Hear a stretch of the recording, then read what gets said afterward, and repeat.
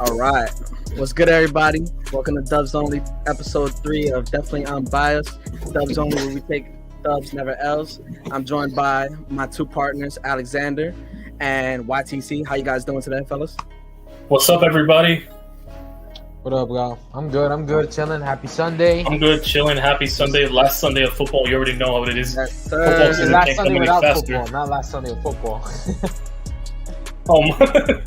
Yeah, I'm just excited. I'm overwhelmed. I can't think properly now. Listen, all that matters is that football Sunday is almost here. Football Thursday to start off. Obviously, we got the Bills and the Rams. We'll talk later about that. You know, last Sunday until February, mid-February, where we have happiness, because once football is gone, we're not happy anymore. I mean, you got basketball, you got all these other damn sports, but it's not the same. It's not like It's football. not the same as football. Definitely. Really not. Watching It really brings us together. helmets collide is the best. So if I don't get to see helmets collide, it's not the same to me. All right, football's obviously my favorite sport. But anyways, episode 3, like I said, you know, happy to be here with you two. Happy to be here with everybody who is watching so far. Today, obviously, we're gonna be watching AEW PPV All Out at 8 o'clock. We're gonna be watching it. You know, we'll give some updates during the show.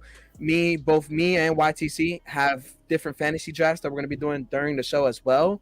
And Alex is going to be giving his 2 cents on whatever we say. But these are things we're going to sprinkle in. It's not a current segment or anything like that. We're going to recap the preseason because obviously it just ended. We're going to talk about the rosters that just got finalized on Tuesday, week 1 predictions, week 1 betting. We got Sports World. We're going to talk about the news that's been going on this week. Then we're going to head to wrestling. We'll talk about Cash at the Castle. We saw it yesterday. Great pay-per-view. We'll have some more talks about wrestling, obviously, because we have the pay-per-view we're watching. And then tonight, we're going to end it off with Tom Brady versus the Manning family. That's a great debate. I want to see who comes in. All right. If anybody wants to join. What's up, John Jay? What's up, John Jay? What's up, Chris? If anybody wants to join, we'll put the link in the comments. You guys could join. What's up, Eyeballhard_9? Yeah, that's Chris right there. We'll rotate you guys. We'll see how we do with that. All right. So, with that being said, let's get the show on the road. Now, first thing we got to talk about right away, and my pick is almost coming out. First, we got to we got to recap the preseason. So, as far as the preseason goes, and I don't really want to talk about the preseason because it just ended. Nobody wants to, keep beating a dead horse. But we saw how most of these teams looked. We saw how, we got to see some of the rosters, how they shaped up to be. Obviously, like I said, Tuesday, we saw the finals roster. Some people who went off in preseason didn't make it. Me as a Giants fan, I'm a little sad that some players didn't make it. Alex Bachman, for sure. But it is what it is. Man. David Sweat. Well, he's on the practice squad. Yeah, David Sweat. What do you guys think so far? How do you guys feel about the preseason? YTC, start us off with that. I feel really good about the Giants. Paper-wise, the Giants, even though it's preseason, you can discredit it as much as you want. Preseason was really well. It really went well if you think of it. The Giants had a lot of Stephon Diggs, and I drafted Kamara and Diggs. Hang on, guys. That's a great start to a draft. Sheesh. I got Jonathan Taylor to start off, so I'm a 4th pick overall, so I'll take that. Alex, obviously, like I said, we're sad that some people didn't. What do you think about the preseason? Did you see a good positives towards your team? What do you think about it? I'm excited about what I saw. Definitely some question marks with certain teams that I, support. As Giants fan, I'm pretty sure you're all aware, we released Blake Martinez, which was a big hit. Yeah, that was very head-scratching for sure. I did not understand that at all. The only thing I can think of is he don't want to be here, which if you don't, get the fuck out. But James Bradbury. Big blow. Yeah, that's a big blow. I guess it's the only explanation you can get at this point. Yeah, so and obviously I'm a Chiefs fan too. I don't know if YTC you're aware of that. I'm a Chiefs fan. I'm excited about my roster. Okay. All right, very well. My Chiefs are looking good too. I mean, that guy Patrick Mahomes, I'm surprised he got a shot, right? He's a starting QB. By the way, I drafted Patrick Mahomes in one of my leagues at 6 o'clock. I got him in the 5th round, so I'm glad I got him. 2 more picks again. Yeah. I get another 2nd-round pick. I already got Diggs and Kamara. I'm looking at Fournette, Connor, Saquon, Akers, Nick Chubb. Do you have a quarterback yet? No, it's the 2nd round.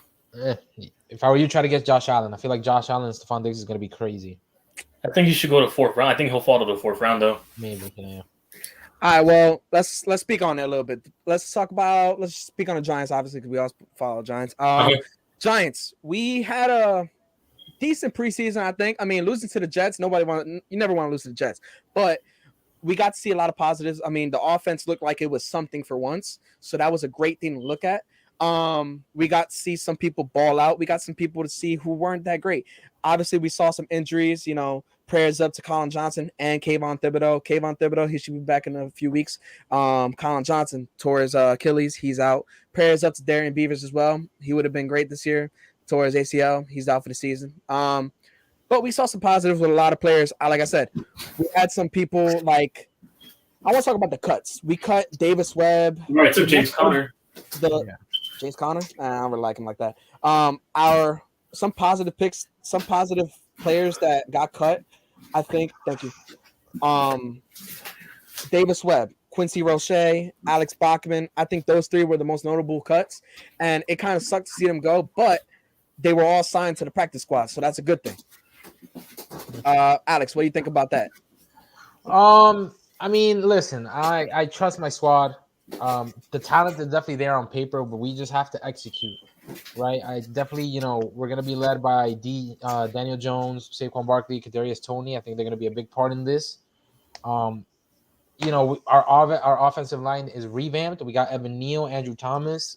These guys better show up and play out. They got to show that we drafted them for a reason. And I'm just excited, man. That's it. That's really all I can say. What about you, YTC? About what? About how some of the notable cuts we had, obviously, just what do you think about our roster, how they're looking so far, with the people who are on the practice squad as well? Because, like I said, some of them are still on the squad. And what do you think about the roster of preseason, how it's shaped out to look? You think you got some promise this year? I love what I saw from the Giants. We were moving the ball not only just for the starters. We were moving from the second team, the third team. It didn't matter who we had. We were pushing the ball down the field, much better than I've seen from the Giants offense last year. A lot of high scoring. We finally saw a lot of games where we had over 21 plus points. That's something where we saw last year with the Giants. That's how bad Joe Judge's offense was. So it's a right step in the new direction, but because the system, it's proving that the system basically works for us because the ideology of a system, basically it's how the offense around plays well, even from your starters to your depth. Basically, if you can move the ball on both sides of the field, through coaching, basically, you should be able to move as a cohesive unit. So it doesn't matter who gets hurt. So as long as you get guys that know the system, you're able to push the ball down the field more. That's what I love to see from the Giants. I didn't see that a lot this year. William in the comments right now, he's trolling me because Donovan Mitchell. We'll get to that. I know Alex, when we get to that. We'll get to that. Yeah, we'll get to that. We'll talk. So that's my opinion right there. So we saw our division rivals. Our division rivals made some moves. I don't know how to feel about our division rivals. Obviously the commies, fuck them. The Eagles, the Eagles looked good, their starters, but at the same time, they weren't all that. And the Cowboys, they had that blowout against Chargers, but I think the Cowboys are going to struggle on offense or whatever. As far as like how rosters were shaping up, we saw a lot of different teams do a lot of unexpected moves, and that's just nature of the preseason. If you had to rate the preseason between 1 and 10, what would you rate it? What's C?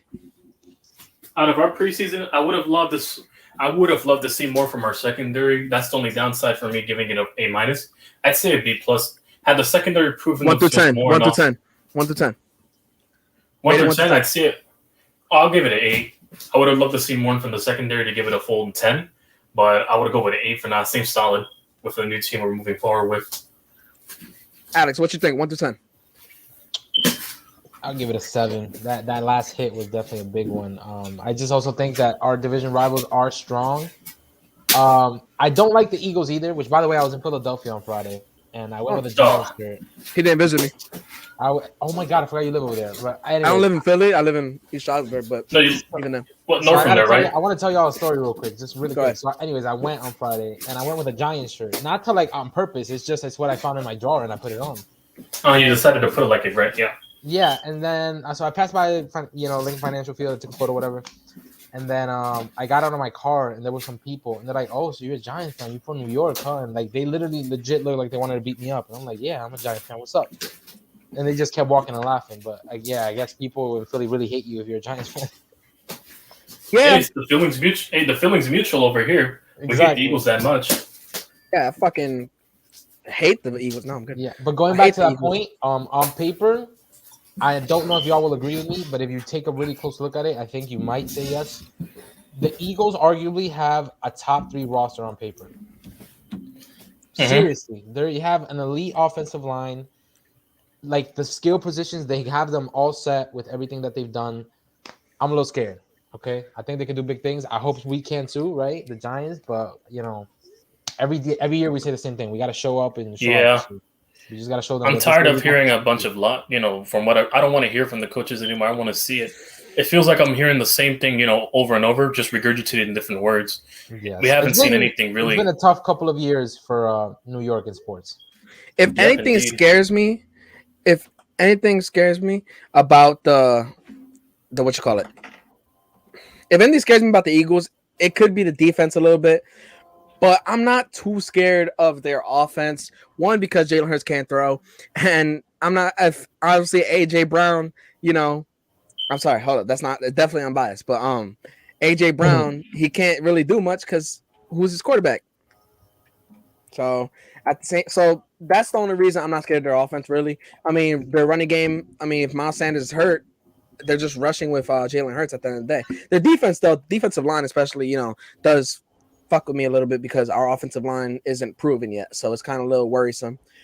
Other than that, yeah, they have a good roster, I guess, but I don't give a damn about the Eagles. Cowboys, on the other hand, the Cowboys, they took a hit on offense losing Amari Cooper, and like I said, I don't think Zeke is all that either. So, but the Cowboys do scare me a little bit just because they've been the more successful. Anybody care about Dak Bortles, what they call him, but definitely unbiased, right? Yeah. But they've been the more successful team, and they still have a solid roster as well. So, yeah, I think they're a little more scary. I mean, like I said, Commanders. I'm not scared of them at all. Washington, they got lucky last year. I don't care either about the commies either. Let's talk a little bit more about the roster itself, though, because the roster itself, right. we saw some notable things. Darius Slayton on the Giants. Let's get that right in the bud. Darius Slayton, he's still a Giant. Surprisingly, yeah, I'm surprised. I don't know how to feel about that because Darius Slayton. Well, we all know how most Giants fans feel about Darius, but Darius. Maybe they kept him because they want to trade him for a pick, maybe a lower end cornerback. Yeah, because teams were inquiring this past week for sure. Yeah, maybe we can flip him. Definitely. YTC, what do you think? What do you think about the Darius Slayton move, keeping him? I don't know why we kept him on the roster, but if it means we get something in return for compensation and that some team's willing to think that they can change him on their roster, I'll go for it. I'll take the free pick for the next year's draft because we're gonna definitely need a lot of draft stock because. Say hypothetically we do suck, but we don't suck enough to get a top 5 pick.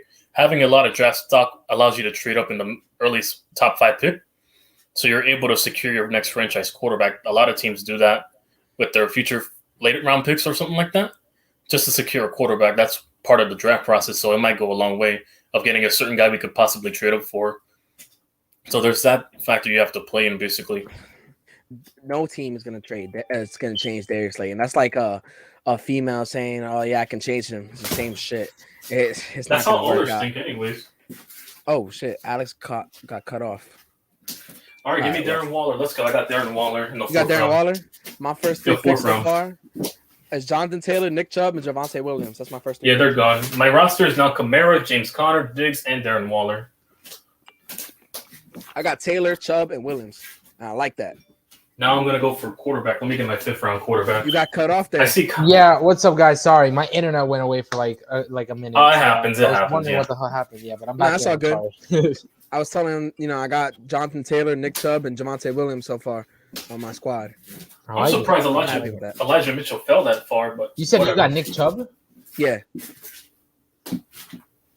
But yeah, I got James Conner. Hold on. What's wrong with Nick Chubb? I don't know. I don't know how I feel about it. What do you mean? Know how to feel about it?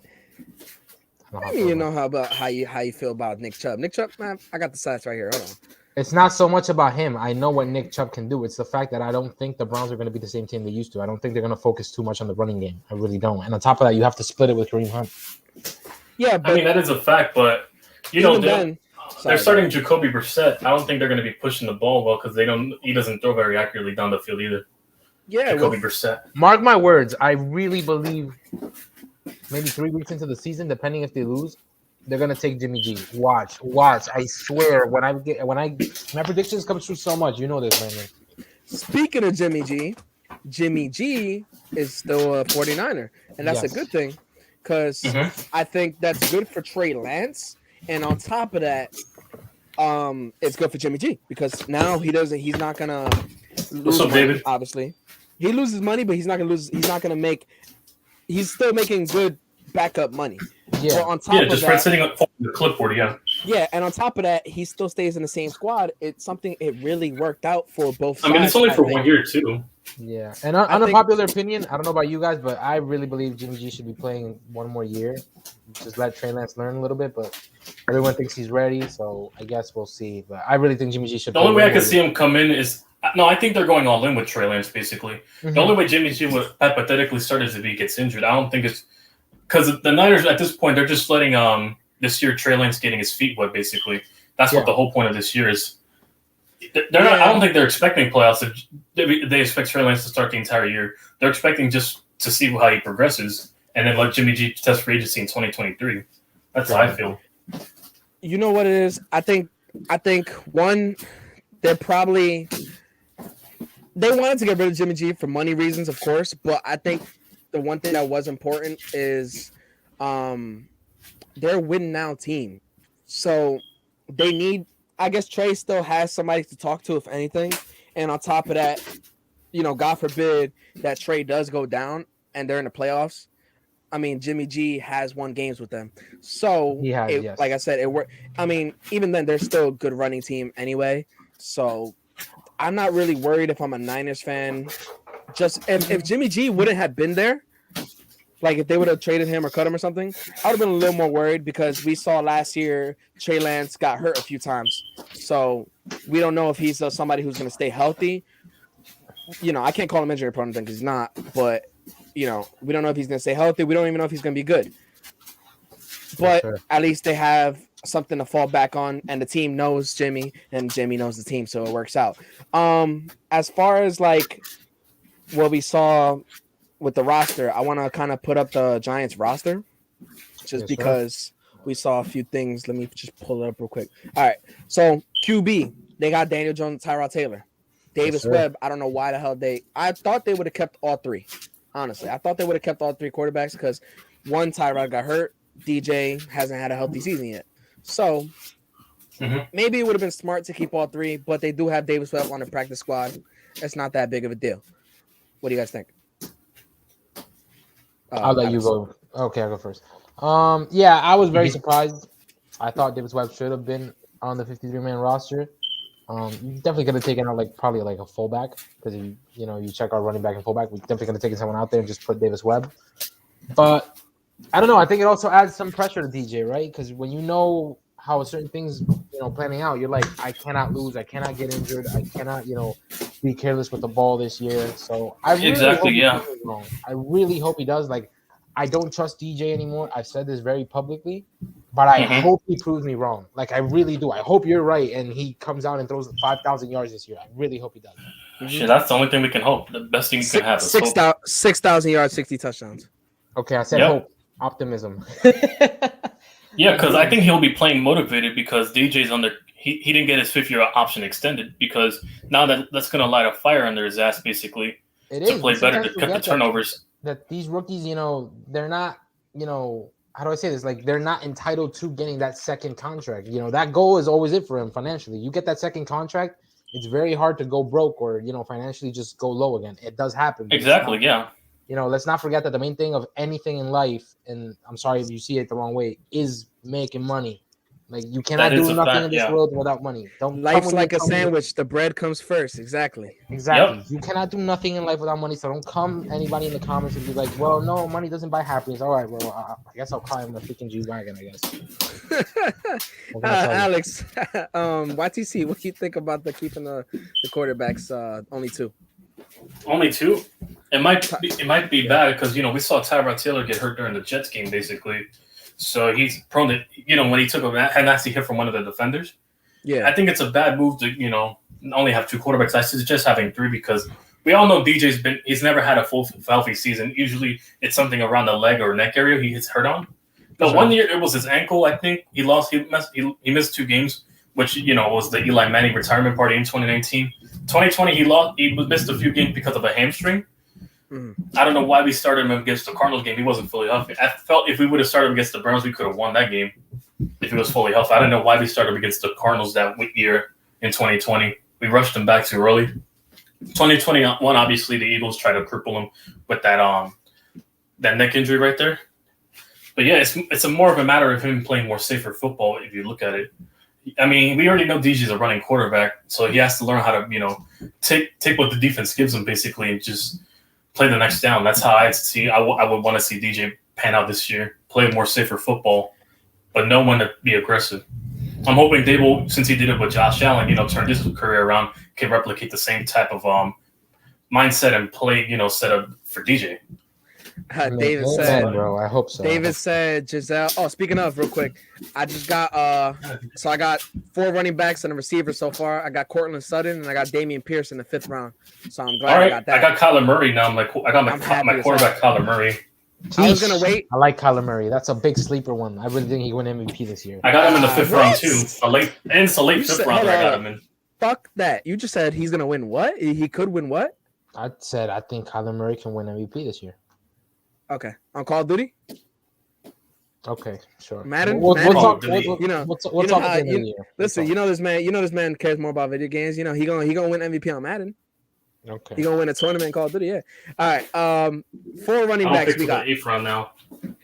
We got not to wait 3 rounds. We have 4 running backs now. We got Saquon, we got Matt Breida, we got Gary Brightwell, and we got Antonio Williams. And I think all 4 deserved to be on that roster. Yeah. Especially Antonio and Deshaun Corbin on the practice squad too. And Deshaun Corbin's on the practice squad. So I think the best thing that we did was keep Antonio Williams as well because he was a dog this preseason. He was eating it was getting a lot of. He was a pass catching and he can move the chains. He was a real standout for the Giants offense and he was part of that reason. YTC, what do you think about the running back room that we got? Oh, it's stacked than before. All we had was Devontae Booker and after Saquon went down, it was just Devontae Booker and Gary Brightwell. It wasn't really a good tandem since Wayne Gallman. So I love the pickup with Antonio Williams. He was actually one of the first signings Dable did when he first took office. No, Joe Shane. That was the first ever signing he did. He knew what he was doing, bringing his guys in. Part of establishing what you've ran in Buffalo is bringing some familiar faces. Guys like him, Robin Foster, John Feliciano, part of the offensive line they used to run. It's a lot of familiarity you want to bring to your offense for when you run with a guy like Dable, who you also knew in Buffalo. So familiar face brings a lot of familiar guys that can run the talent. Same with Davis Webb too. He ran under ran in Dable's defensive offense as well. So as you can see, it's an all a modern thing basically. That's right. And Alex, what do you think about the running back room? I like it. I spoke about this last week. I love the 1-2 punch that we have with Matt Breida and Saquon. It takes a little of the load off of him. I'd rather him, run for 500 yards than 1,000, right? It gives him more energy. If we can make the playoffs, obviously he'll be less worn out. I definitely enjoy it. I think it's going to be a big thing to look out for. What's another important thing? You know what's another important thing about that? Now we got a committee. I like that. We actually have a committee. It's kind of like, Saquon will be there on. I don't know if he's going to be there on 1st or 2nd, and then somebody else on 3rd, or the other way around. But that's. Oh, David wants to know who the new guy is. New guy to you, that's my boy. I've known him for a few years. That's his buddy Alex. Yeah, that's my boy Alex. My bitch. No, he's my boy Alex. He's another. He's another host. What's up, Alex? This is the first episode you guys are seeing because we're going live on both channels. But he did the first 2 episodes with me before, so this is third episode with him. I'll Now, be coasting on definitely unbiased, yeah. for sure. Yeah, we're definitely keeping it 100 out here. Yeah.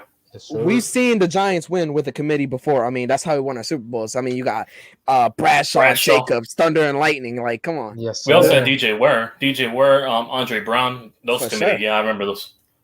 For sure. Now, the D line, because I'm going in order by the way they posted it. We got DJ Davison, Justin Ellis, Dexter Lawrence, Leonard Williams, and Nick Williams. Now, not notable names, of course, but if you were paying attention to the preseason, Justin Ellis, he made some moves. Dexter Lawrence, Leonard Williams, they're your 2 starters for sure. Nick Williams, the entire Davison, they weren't bad during the preseason. They were good. I think we have good depth. Obviously, if we're stuck on just depth on the D line, we're fucked. But having Dexter's one of those that I want to see what's gonna happen with him because he didn't get his 5th year option, did he? I don't think so. No? Yes? Regardless. Dexter Lawrence, I want to see what happens with him because I think he's a really good run stopper, but I don't know how I feel about him as rushing the passer. But if he could play that run stopping role, that Snacks Harrison type role, that's all we need because all we need to do is stop the run. We got people to blitz the passer. We got Kayvon and Ojulari. Leonard Williams could do both. He could rush the passer and stop the run, which I love Leonard Williams. And like I said, we got good depth on the D line. I'm not gonna get into it how much. We got the O line: Ben Brenison, Josh Zudu, John Feliciano, Mark Lewinsky, Shane Lemieux, Evan Neal, Andrew Thomas. Some names that we know, and then there's like Max Garcia, who fucking sucks, and Devery Hamilton and Nick Gates, which I'm glad. Well, I don't even see Nick Gates on the list. Because he's hurt, so he's on a list. But he's still on the roster still. But when he gets back, he'll be. We'll figure out what happens then. I'm trying to figure out who I'm gonna pick. I might pick Marquise Brown, but it's between Marquise. I hope he comes back and plays center. We can move Feliciano to left guard. That's what I'm praying. Yes, that is a great move. I hope that help me out, guys. I'm trying to pick a receiver. It's between Metcalf, Allen Robinson, and Marquise Brown. I'll go with Metcalf. I was gonna say Metcalf. Yeah. I don't think so, man. They got Geno Smith. Oh yeah, that is. It's the Allen Robinson. I'm gonna take Marquise because Marquise is gonna give me about like. Yeah, Marquise Brown. He'll still eat, even with DeAndre Hopkins back. He'll still eat. Marquise Brown. Yeah. He'll give me a good 6. Yeah, because he won't get all the attention, so he will be open a lot. And on top of that, Kyler and Marquise. Well, I don't pick till the 8th round. I'm waiting for my pick. Oh yes, we got time. So as far as the line, some improvement liar. If same thing with the D line, like if we're depending on our depth to do something, we're fucked. the O line isn't great as far as depth. We saw how they weren't doing that great at blocking. So what do you guys think? How you guys feel about the O line, Alex? It's a mix. Again, we have 4 new additions. Our rookies, I hope they do very well. But I don't think so. There's a lot to learn in this league, and I think our expectations from rookies, when they come from college and they're like all Americans and stuff, and then they come into the NFL, it's a big change. No matter how good you are, you just can't do it at that level, at least your first year, because you're learning with the veterans, the best of the best. So I think there's going to be a learning curve this year. So basically, in short points, what I'm trying to say is I don't think our offensive line is going to be very great this year. I think they're gonna have to get their chemistry together. What about improvement? Do you think there's going to be improvement at least, or you think it's we'll see?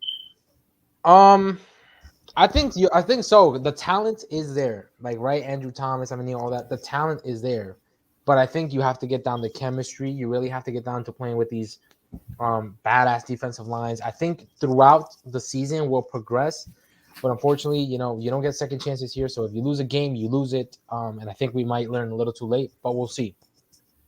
Okay. YTC, what do you think? You think we're gonna see some improvement in the line? I mean, I think the answer is probably yeah, but what happens if someone goes down? We need somebody to step up, and I don't know about you, but I don't trust Max Garcia to step up. I mean, we saw him in Arizona, and we saw how much. My only concern for the Giants right now is that our left guard, position, outside of Joshua Ezadu, he was dealing with injuries before that, and also But he's a rookie, so we don't know. Yeah, I know.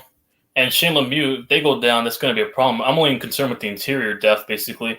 Exterior depth, we got that. We got a lot of guys in tackle position that can play for us.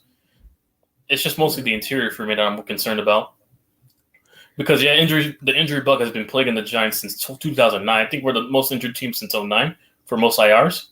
That's how bad our bug is. Yeah, our injuries. We're really cursed and unfortunate with injuries. So that's horrible. God, you gotta tell me that.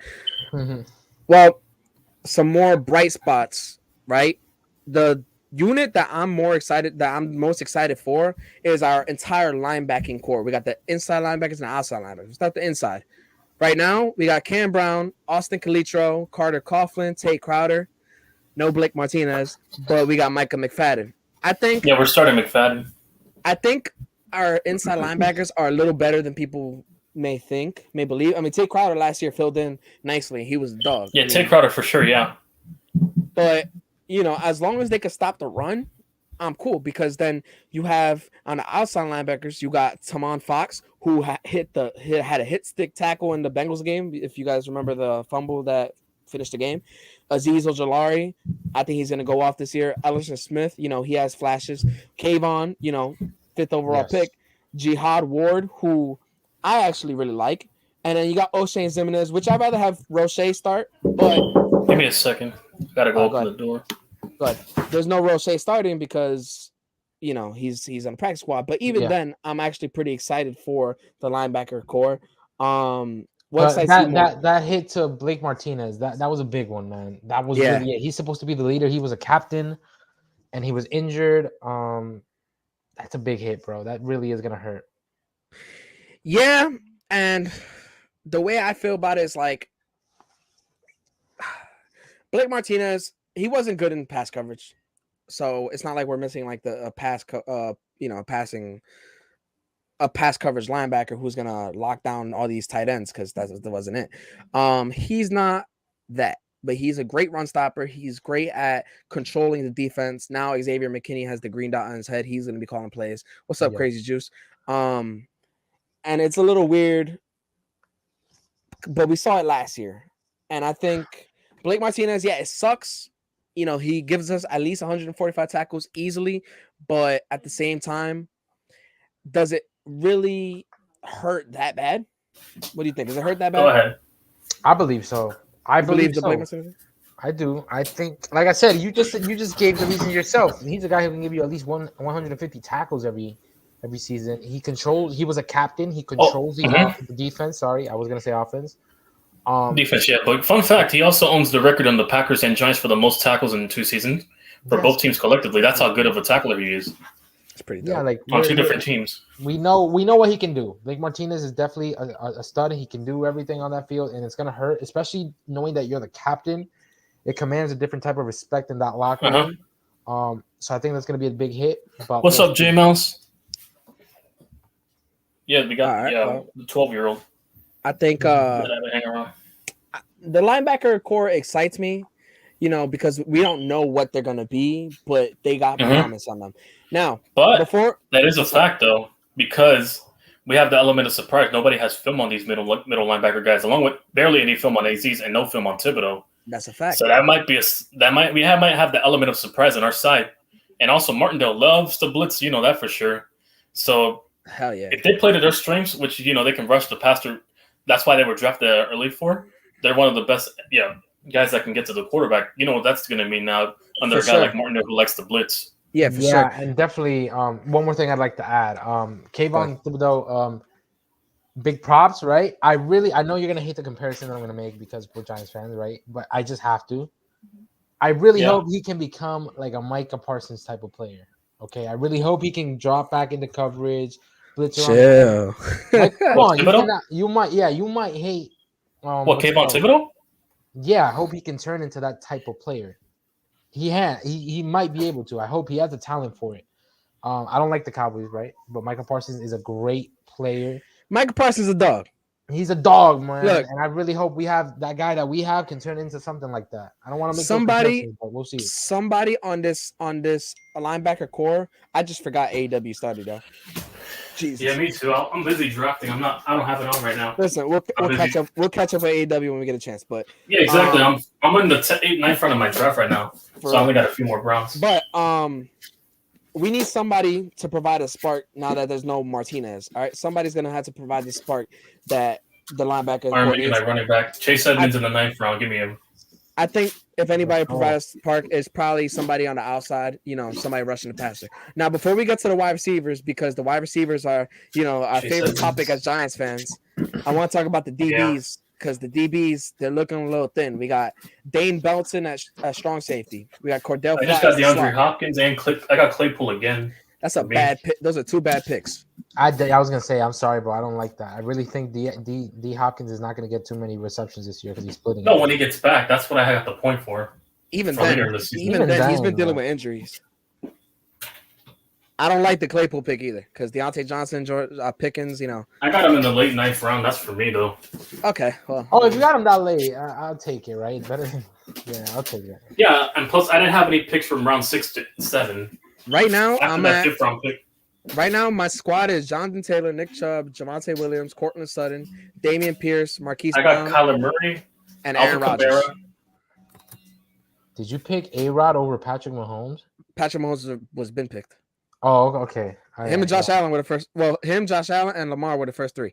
Lamar was the first quarterback. We'll get to that when we get to that, but Rodgers is going to go off with Lyle Lazard, all right? Trust me. Now, for DBs, like I said, we're looking a little thin at DB spot. We got Dave Belton at strong safety. We got Cordell Flott at the slot corner. We got Darnay, who also plays slot, who can play outside as well. Julian Love, strong safety. Xavier McKinnon, free safety. Aaron Robinson, we have him at the outside for now. And then Rodarius Williams, who tore his ACL last year but was looking promising. Yeah, I want Rodarius Williams as well. I'm hoping he pans out. I think Rodarius Williams is going to be nice. But we got to see. Our corners aren't all that, and it's a problem. It's becoming a problem, and I'm a little worried. I'm not gonna lie to you. I'm a little worried about our DB room because it's not even the fact that they can't cover; they can't tackle. They couldn't even tackle this preseason, and that was a problem. Now, maybe that was just Aaron Robinson, though. So hopefully, some other corner steps up. Maybe we trade Darius Slayton for a corner. Speaking of Darius Slayton. Obviously, our receiving room. So that's the last thing we're talking about as far as rosters, our receiving room. We got Kenny Golladay. All right. God, why didn't we trade him? We got Richie James, who I think we're talking about Kenny Golladay in a minute. Richie James, we got Wan'Dale Robinson, Sterling Shepard, David Sills, which I'm excited about, Darius Slayton, and Kadarius Toney. Alex, you have the floor. Okay, perfect. Okay. Now, obviously, there's a lot of receivers. I'm gonna say real quick what I think my order of them should be, at least the top 3, and then I'll say why. I think first Kenny Golladay, then in the slot I would definitely play Sterling Shepard. Right, he's injury prone, which sucks, but I think he'll do good in slot. And then Kadarius Toney needs to burn people, even if we know this in the NFL. Sometimes you may not get the catches.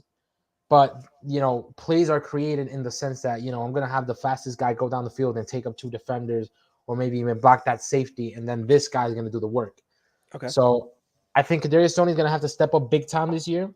Sterling Shepard has got to stop getting injured. We need him to just do those quick slants, the quick fades. Well, we got Wan'Dale for that. We just drafted Wan'Dale. Yeah, but do you want the guy you just drafted, the guy who has? Well, Wan'Dale's unproven, and secondly, he's a 5'8" small guy. We basically drafted Rondale Moore. If you think of it. Thank you. That's Shepard's 5'9", 5'10". But he's experienced. He knows the system. We're expecting because he's a 5'8" guy. We're expecting them to be of Cole Beasley like he was in Buffalo. That's the whole point. Since we have a defensive coordinator.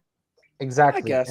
And I really hope Kenny Golladay can do good, man. I really feel like the way you feel about Daniel Jones is how I feel about Kenny Golladay. I really feel like he hasn't gotten a fair shot. I really hope Kenny Golladay too, because so you're expecting a big year. I really. The thing with Golladay is that the problem with Golladay was that I think he went under a procedure. That's why he said he was under stiffness. I hope that's not an excuse for the season. I'm just hoping that's not the case, because either way, if Kadarius Toney outplays him, damn well he's getting traded. Hell yeah, that's one thing for sure. Now you know what excites me? David Sills, baby. David Sills. He finally made this roster. It sucks that Alex Bachman didn't make it, but at least they gave David Sills a chance and Richie James, who was going to be a returner, because he's a good returner. But he's pretty fast. He's I think he's gonna be good too. I think our wide receiver room isn't as bad as people would think. Colin Johnson, I think he would have had a good year, but unfortunately, shit happens. Then we got Bellinger at the tight end spot with Tanner Hudson. I don't know who that is, but I know who Bellinger is. Bellinger, he had a bad game, and then he had a good game right after that. Ricky Seals-Jones, he's hurt. He's where the hell he's at. Overall, I think the roster. I have faith in the roster, and I think we could win some games. I mean, knowing me, I'm knowing how how I think. I mean, we're going 10-7. That's how I say it. But you guys are not gonna think 10-7. I know YTC probably thinking 8 games. Alex probably thinking 7. So It's not so much about our team; it's just everyone else. I think the Cowboys are stronger, the Eagles are stronger, and I know y'all were like, let's not worry about the commies and this and that. But besides the Lion, they have the easiest schedule of the entire year. Okay, that's something to take into account. You know that, Yeah. like my Chiefs, right? I think they're Super Bowl contenders every year. I think y'all could agree with me. We have one of the hardest No. schedules this year. I don't think they're Super Bowl contenders. I think the Bills are going to win it this year. That's another topic, though. But my Chiefs, I'm a little scared. We got 14 of those 17 games that we have this year. So let me nip that shit in the bud right now. Your Chiefs are not championship contenders. All right. After you lose to Tom Brady in the Super Bowl, you don't go back. It's that simple. Okay. It's true. We'll leave it at that. All right. Look, so for anybody who's still here, we had a bunch of viewers before, but now people are leaving. Hopefully they come back. For anybody that's still here, I'm gonna put the link to join the show in the comments. We'll do a rotation one by one. We'll see how we do. We're gonna do week 1 predictions. Anyone would like to join us? The comments are right here. All right, I put it right here in the chat. Now, one guys with Thursday Night Football, which is gonna be an awesome game. Bills Rams. All right. Yes. What are we looking at? What are you guys thinking of? Alex, what do you think's gonna go down? Listen, man, great game. Obviously, as we just said, I mentioned it a couple of seconds ago. I really think that the Buffaloes can win it all this year. I know it's a little bold, but I really think they can. The Rams brought back almost everyone, but they have, I think, the second or third hardest schedule of the entire season, besides like the Chiefs, maybe. So it's a lot to go up against. But I'm excited, man. That's a great opening game. And by the way, I gotta ask y'all real quick. I'm so confused. So, what channel can we watch Thursday night games, or do we have to like subscribe to something? For this Thursday night game, it's on NBC. It's on local televised, so you don't have to worry about this Thursday. Oh yeah, because I saw something about Peacock about having to subscribe. I'm like, damn. Well, no, if you that's just if you have Peacock. That's only because they're partnered with NBC.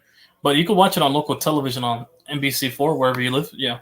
This year they're going to be doing it on Prime too. So if you need Prime for any of the games, I can always give you my Prime because don't worry about it. So yeah, Bills Rams. I think it's going to be a dope game.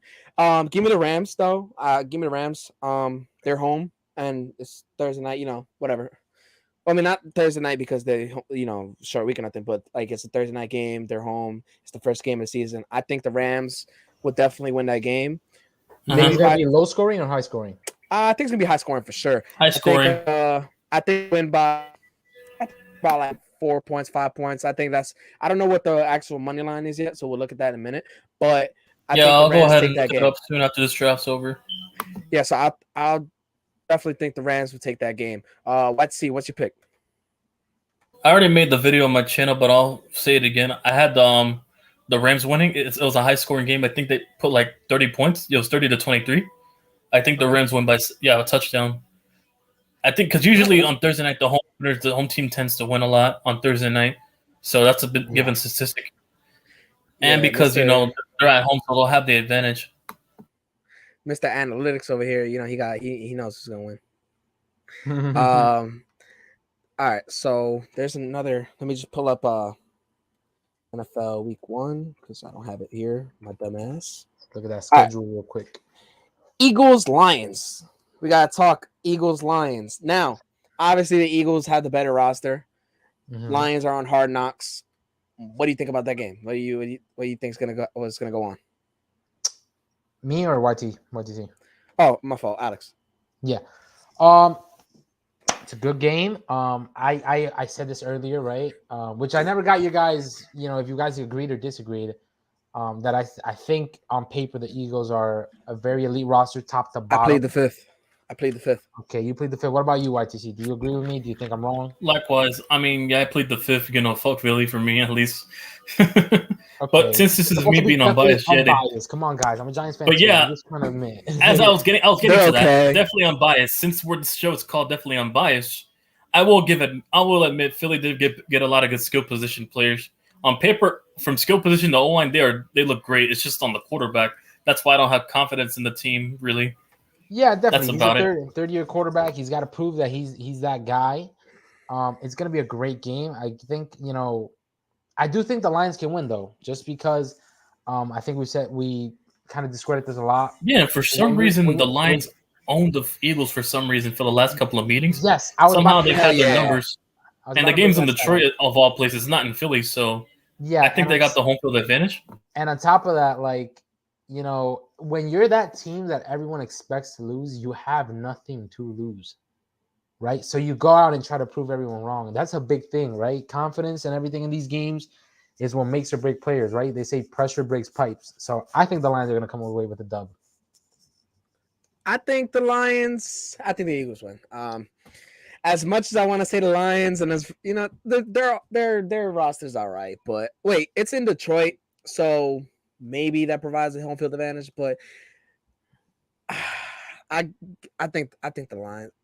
I don't know, man. It's gonna be difficult to call, but I give me the Lions, and I think I'm sorry, give me the Eagles, and I think they win by 3.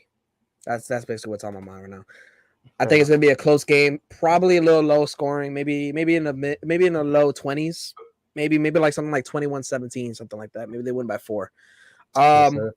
Game after that, fuck the Eagles. Game after that, we got the 49ers and the Bears. Oh my god, me and YTC we're gonna go live for this, and there's gonna be so much shit talking between 49ers and Bears fans because there's already been. Can I be included in that? Yeah, you could definitely be including that. But yeah, because it's basically on my channel. There's a feud going on between a Bears fan and a bunch of Niner fans he pissed off. Basically, yeah, that's how bad it is. It's a one-man army versus a whole nation of Niner fans. Yeah, basically. So I think we're gonna have. Where are they playing? What you call it? They're in Chicago. Oh, we're talking the Niners and Niners and for the Niners and the game's in Chicago. I had the Niners winning 22-17. I think it'll be a bit close because it's 2 new quarterbacks learning a new system. So yeah, it could. That's the reason why it could be close because both quarterbacks are heading into the second year. Fire Niners versus Care Bears. That's funny. Listen, the things that the Niners are gonna do to the Bears is beautiful. The Bears are a bottom 3 team next year. Book it, all right? Book it. They're gonna be so trash. They're gonna be so trash, and the Niners are gonna trash them. Whether it's Trey Lance, Jimmy G, CJ Beathard, where the fuck is their quarterback? I mean, it doesn't matter. They're gonna beat the shit out the Bears, even if it's in Chicago. I hope the Bears win. I don't know if y'all know this, but a bear is my favorite animal. I have it tattooed on my arm, so I'm definitely biased right now. I'm not gonna say I'm unbiased. You can't see it very well, but yeah, I hope the Bears win. Let's leave your football prediction up to a tattoo. Yeah, right. All right, let's go to the next game. Next game we got after that, we got the Steelers and the Bengals. Steelers-Bengals, that's actually going to be a really good game because we don't know if the Steelers and Bengals, we don't know if they're going to replicate what they did last year. And on top of that, the Steelers, they might not be the best on offense, but they damn sure have a defense. So it might be a low-scoring game or, mid-scoring game, something like 24. Week 1 upsets like happen a lot. I know that for sure, and this is my first upset. I'm taking the Steelers over the Bengals week 1. All right, we're taking the Steelers. Bengals. You, Alex? I think that Steelers defense is going to give that Bengals offense a lot of hell. That front 7 is going to get to Joe Burrow. It's going to be, I'm still not sold on that offensive line that the Bengals have. And I think now because I think Mitch Trubisky wasn't the problem in Chicago, but the coaching and the team around him. Now that he went to a team that actually has shit built around him, basically with receivers, running backs, and O-line, I think he'll be much better and way better head coaching with Mike Tomlin, who's never had a losing season since he's entered the league. I think this will be one of the first wins. I think the Steelers will pull off a Week 1 upset for this one. That is a big prediction. What about you, Brandon, before I go?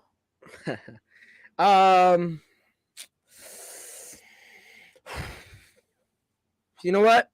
I'm gonna take Steelers as well, and I think because that line has a lot more work to do for the Bengals. I think their line isn't. They did some improvements, but I think the D line for the Steelers is just gonna eat. And we saw what they did to the Bills last year, Week 1. So if he's speaking Week 1 prediction, I might take the upset for the Steelers as well. I know you're picking the Bengals, so go ahead and explain why. I'm definitely picking the Bengals. All right. It's gonna be very tough. I think it comes down to what YTC was saying. It's the defensive line and versus how fast can Joe Burrow get the ball out of his hands, right? I think he's gonna be running for his life. But you have great receivers to do that. I think you build the game plan around doing a lot of screen passes, a lot of short passes, some fades, some quick slants. You got the people to do it. I don't know. It really just depends on that. How much can the Bengals offensive line hold? And I don't trust the Steelers offense is the problem. And the more you keep the offense out of there, the more tired your defense gets. I think it's a lot harder to play defense than it is offense because you have to predict what the offense is doing. So I don't think the Steelers can do it. We'll see. We'll talk about it when it happens, but I think the Bengals are going to win. I'm not going to be surprised if they win, but, at the same time, anything can happen. It is Week 1. I mean, we never know. Kenny Pickett or Mason Rudolph or Mitch Trubisky, one of them might go off. If the Steelers decide to play man-to-man, it's over. Like Joe Burrow's winning that 10 times out of 10, right? So it depends on Jamar Chase. Yeah, I think it depends on how far your linebackers can play, how fast they can be, and yeah, how fast TJ Watt can get to that guy. Fuck, I'm pissed. I wanted Sky Moore for the Chiefs. I wanted Sky Moore, and somebody took him. He was a pick away. Somebody took Sky Moore as well. I don't somebody think so. took Sky Moore. Damn it! I think Sky Moore's going to do good. I think Sky Moore's going to do great. I think he's going to be the new McCole Hardman of the team. That's not a good thing. Hold on. That's not a good thing. It's not. I'm just saying that's my prediction because I think obviously McCole Hardman is stepping up. You got Smith-Schuster. You got Patches got 6 receivers to throw that ball to. Okay, it's gonna be hectic out there. Losing Tyreek Hill is something that I'm always gonna regret.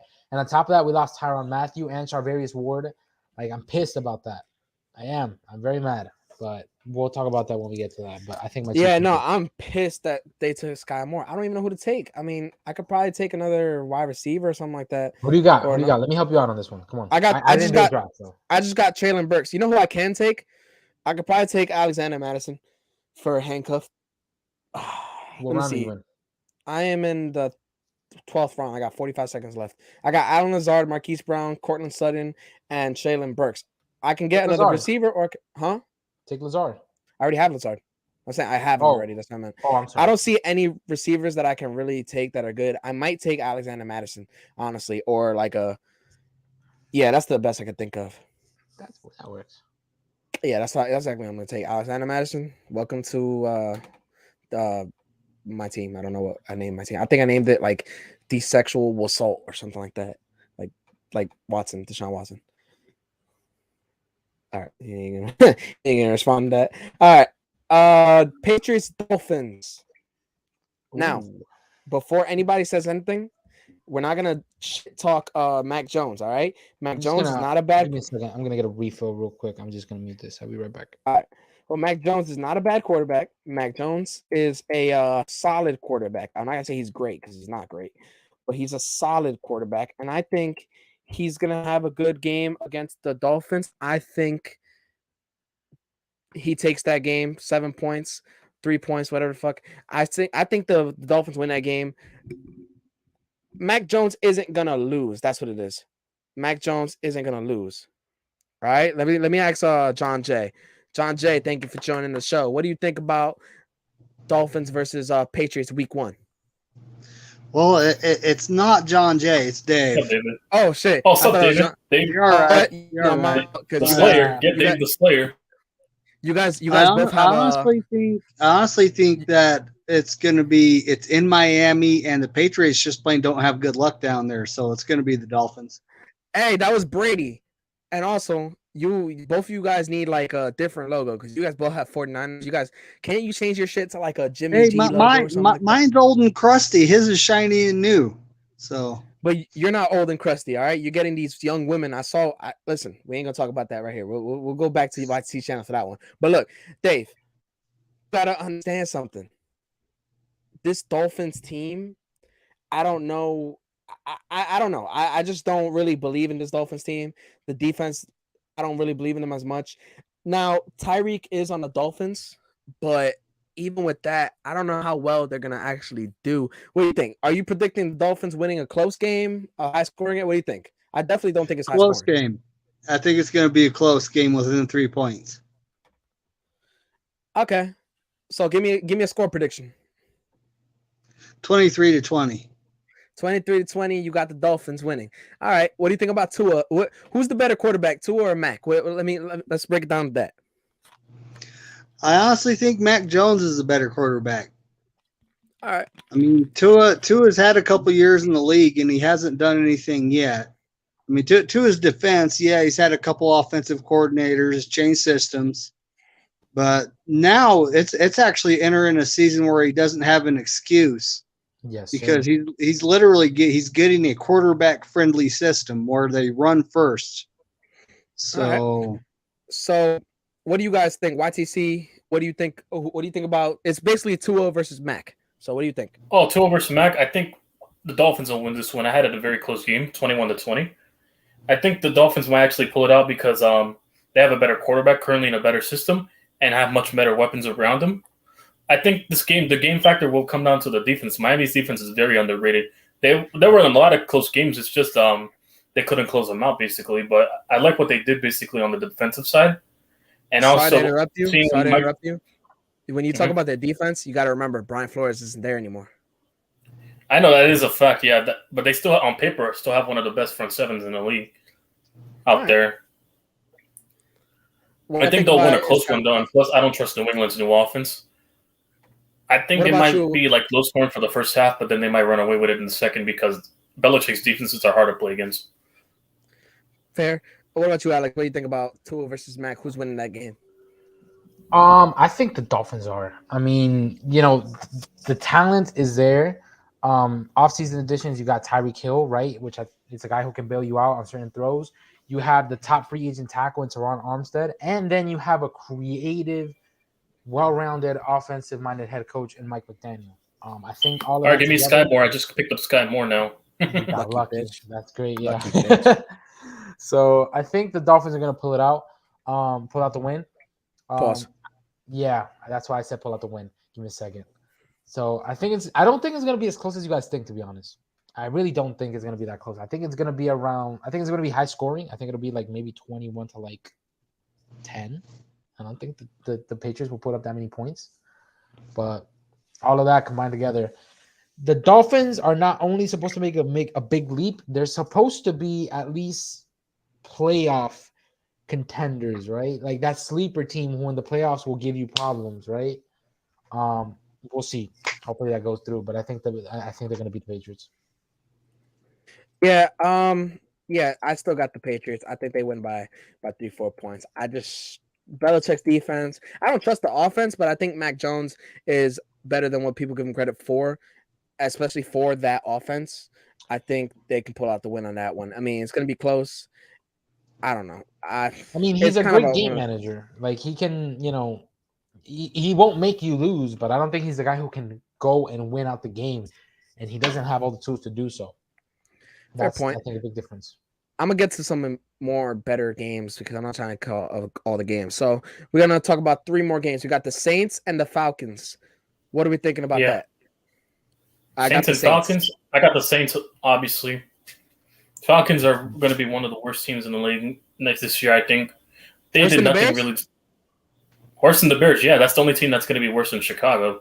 Oh, yeah, because Chicago. I think they might be picking number 1 overall. That's how bad it is. But then the Jacksonville might have a stay, but they'll be picking top 5 next year, I think. Dave, you can agree. You can agree Chicago sucks, right? Are you there? I think he might have left. All right. Well, let me. You know what? Speaking of Chicago, we got somebody who's ready to talk about Chicago. I'm put Dave backstage for now. Oh, Michael's here. Michael's there. Yes, Michael, I am what's going on, currently Michael? here. What is up, everyone? What up, YTC? What up, Undisputed? And That's whoever Al- this is. yeah, Alex. Alex, what about Alex? So, Michael, real quick, defend Chicago. You could defend Chicago because we all picked the 49ers. Oh, I'm sorry. Alex actually picked the Bears. I picked the Bears. Don't put words about. I picked the Bears. The rest of us, normal people predicted the Niners, of course. Mhm. So you're gonna have to, yeah.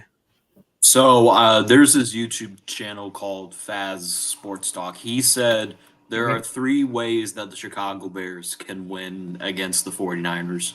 Okay. One of them is they can use Trey Lance's inexperience to their advantage and force him to make plays like throw the ball. Because Trey Lance has that lack of inexperience. Then the second one was when the Colts played the 49ers, I think it was like week 6 or week 7, Matt Eberflus had a perfect plan against the 49ers when he was the defensive coordinator against the Colts, only hold them to 16 points. And the third one is Justin Fields needs to get the ball out quickly because that 49ers defense, I think, is going to be top 5, maybe top 5. I'll give it top 5. And so Justin Fields is going to have to get the ball out much quicker and not hold on to the ball for too long because Nick Bosa is fast. Justin Hurts. Yeah, whatever. But Listen, your Bears are gonna be they're gonna get shellacked week 1. Somebody got to turn off the tab. I don't got a tab on. That's Michael. Michael, turn off your second tab. Yeah. Anyways, Michael, you got to turn off your second tab. I don't got any tabs on. All right. Yeah, that was Michael. Dave. Well, this is my final Dave. pick now. Dave, Hey. I'm gonna let you in so you could defend your Niners against Michael. Go ahead. Oh, I want to hear this. 1 2 1 2. I've been doing that for about 6 months at this point. Yeah, that is a fact. Mic check 1 2 1 2. Can It's you hear just me? what's been Yeah, I going can hear on. you. Go ahead. Talk about. But anyways, the Niners so versus the Bears. Go ahead. Justin Fields not holding on to the ball. So our corners this year is a different group. The guys we had on the field last year were inexperienced. We didn't have Jason Verrett. Now we have Tavarius Ward, we have Mosley, and they're both really good. And the 2 corners behind them have experience. We have a different slot corner and a different free safety. So when it comes to him holding the ball, he's actually going to have someone open to throw it to. All right. So here's one thing I want to say that Justin Fields has improved on, and there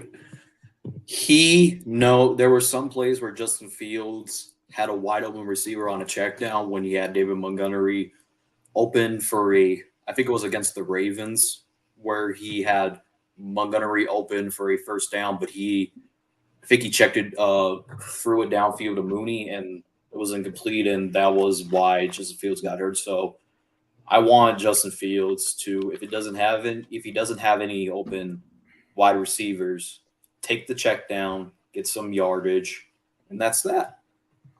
Hey, with Awesome the kid. What's going linebackers on, we awesome have, kid? I'm down. Listen, I'm gonna keep it short and sweet between you guys. Look, Dave, you can agree with me.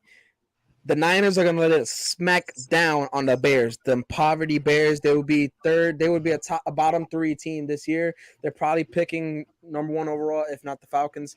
Seahawks. Justin Hurts. So the Seahawks don't exist. They're probably better than you guys. Justin Hurts sucks. The rest of the team is ass. The defense is declining. You know what? Give me the Niners by 2 touchdowns. All right. Thank you for joining us, Michael, Dave. And then you want to say before I put you back again? No, I'm good. All right. Well, look, can't wait for your Niners to beat the shit out of Michael's Bears. That's all I want. That's all I care about. It's gonna happen. It's gonna happen. Alex, I'd see you guys back in. All right. Thank you for coming, Dave. So now Yeah, I'm back. We got so now we're gonna come up for Awesome Kid said 38-17 Niners. Like that. I don't even like the Niners, but they're definitely gonna beat the Bears. 2 more games that I want to cover. Chiefs, Cardinals. That one's for you, Alex. How you think that game's gonna shape out? I think my Chiefs can pull it off. Are we playing at home? Let me check real quick. Nope. You guys are on the road. That sucks. That sucks to start it off. I still think my Chiefs can pull it off. I don't trust the Cardinals defense. Not against us. I think we spread the ball around. We've run it a little bit, just confused them a little bit. Clyde Edwards-Helaire, I think, is going to step up big time. Going to have to make some big catches. All right. We'll just confuse them. I think screen passes. We're definitely going to have to throw the ball a lot more short. Everyone's game planning around us to just throw the ball downfield because it's what we've been doing. But, Patrick Mahomes has said, I'm going to have to do what – I'm going to have to throw what the – I'm going to have to accept, what the defense gives me, right? And if that's the short slants – the quick turnarounds, the quick screen passes, which Andy Reid is great at doing. I think we can pull it out. We're gonna pull out the one. I trust him to do it. What about you? What you call YTC? What do you think? Chiefs, Cardinals. How you think that's gonna shape up week 1? I'm here. I had to go do something real quick. Anyway, I'm back. So I think the Cardinals are pulling off an upset. That was one of my upsets as well. My second upset. Ooh. I think the Cardinals will upset the Chiefs at home. I know. Alex don't like that one. I did not. No, because for me, I think because they in this draft they improved a lot on their front seven, basically with those pass rushers they picked up, and also because I think Kyler will be forced to throw the ball more since DeAndre Hopkins is in there, so we'll be forced to spread the ball to guys like Victor Bolden, Marquise Brown, and Rondale Moore and Andy Isabella and the other dudes. It's gonna definitely force them to spread the ball a lot, and also Zach Ertz might be a factor as well. Like he was in Philly, basically. I think he might be targeting him more. As far as Hollywood Brown, I know he's going to go off against the Chiefs, and that's going to help me out with fantasy for sure. Still give me the Chiefs, though. Give me the Chiefs by, I guess, something like 35, 31-ish. I was going to say that. Definitely a high-scoring game. I don't think our defense is going to hold up too much, but I think our offense is powerful enough to keep. Yeah, I mean, that's what the Chiefs are. The Chiefs, they're just that offense that continues to they just continue to win. Awesome Kid is actually a what do you call it? David said, I think the Red Chickens can pull it off if they start out hot and fizzle down the stretch because their coach. Awesome Kid is a Cardinals fan, and he says their defense is not good enough against Patrick Mahomes, which is true. That's just basically what it comes down to. Now, we got Jay Mouse in the back, or Jay Moose, however you say his name. We got him He's like 12-year-old, by the way. Well, he's 12. Oh, so, well, we're going to have the youngest kid on the show, yeah. That's fine, but he wants to join, so he gets to talk about it. What do you think about what's up? Whoa. What's up, guys? Long time no see, kid. What's up? I'm gonna talk for a quick minute. What's your team? 49ers. I'm a Niners fan. You're a 12-year-old Niners fan? Yeah. Did you get to see? Do you remember when? Do you remember watching the Ravens 49ers Super Bowl? No. Oh wow! Damn. Just mention the closest one, Chiefs versus 49ers. I saw highlights of it. Okay. All right. So what do you think about your 49ers? Before I'm gonna leave you on for like 2 minutes to talk about your 49ers. What do you think about your 49ers? I think we're a solid team. I think we're a B-tier team. It all depends on how Trey Lance is gonna do. All right. Well, man, let me ask you, what made you become a 49ers fan? So my dad got me into football 2 years ago, and I went to the 49ers preseason game in Levi Stadium.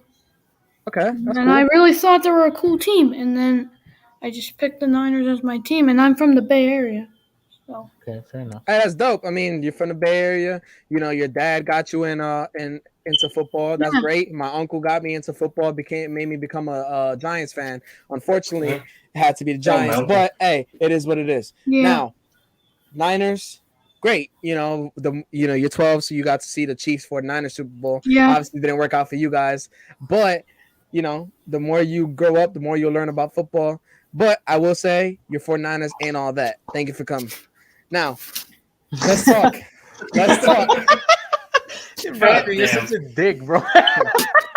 Let's talk Giants Titans. Your 49ers are not all that, and I saw the thing go to the right. Now let's talk Giants Titans, the last week 1 game that I want to talk about. We're gonna fucking win, bro. All right, we're at we're in Tennessee. We got to stop Derrick Henry. Ryan Tannehill is not all that. What is going to happen?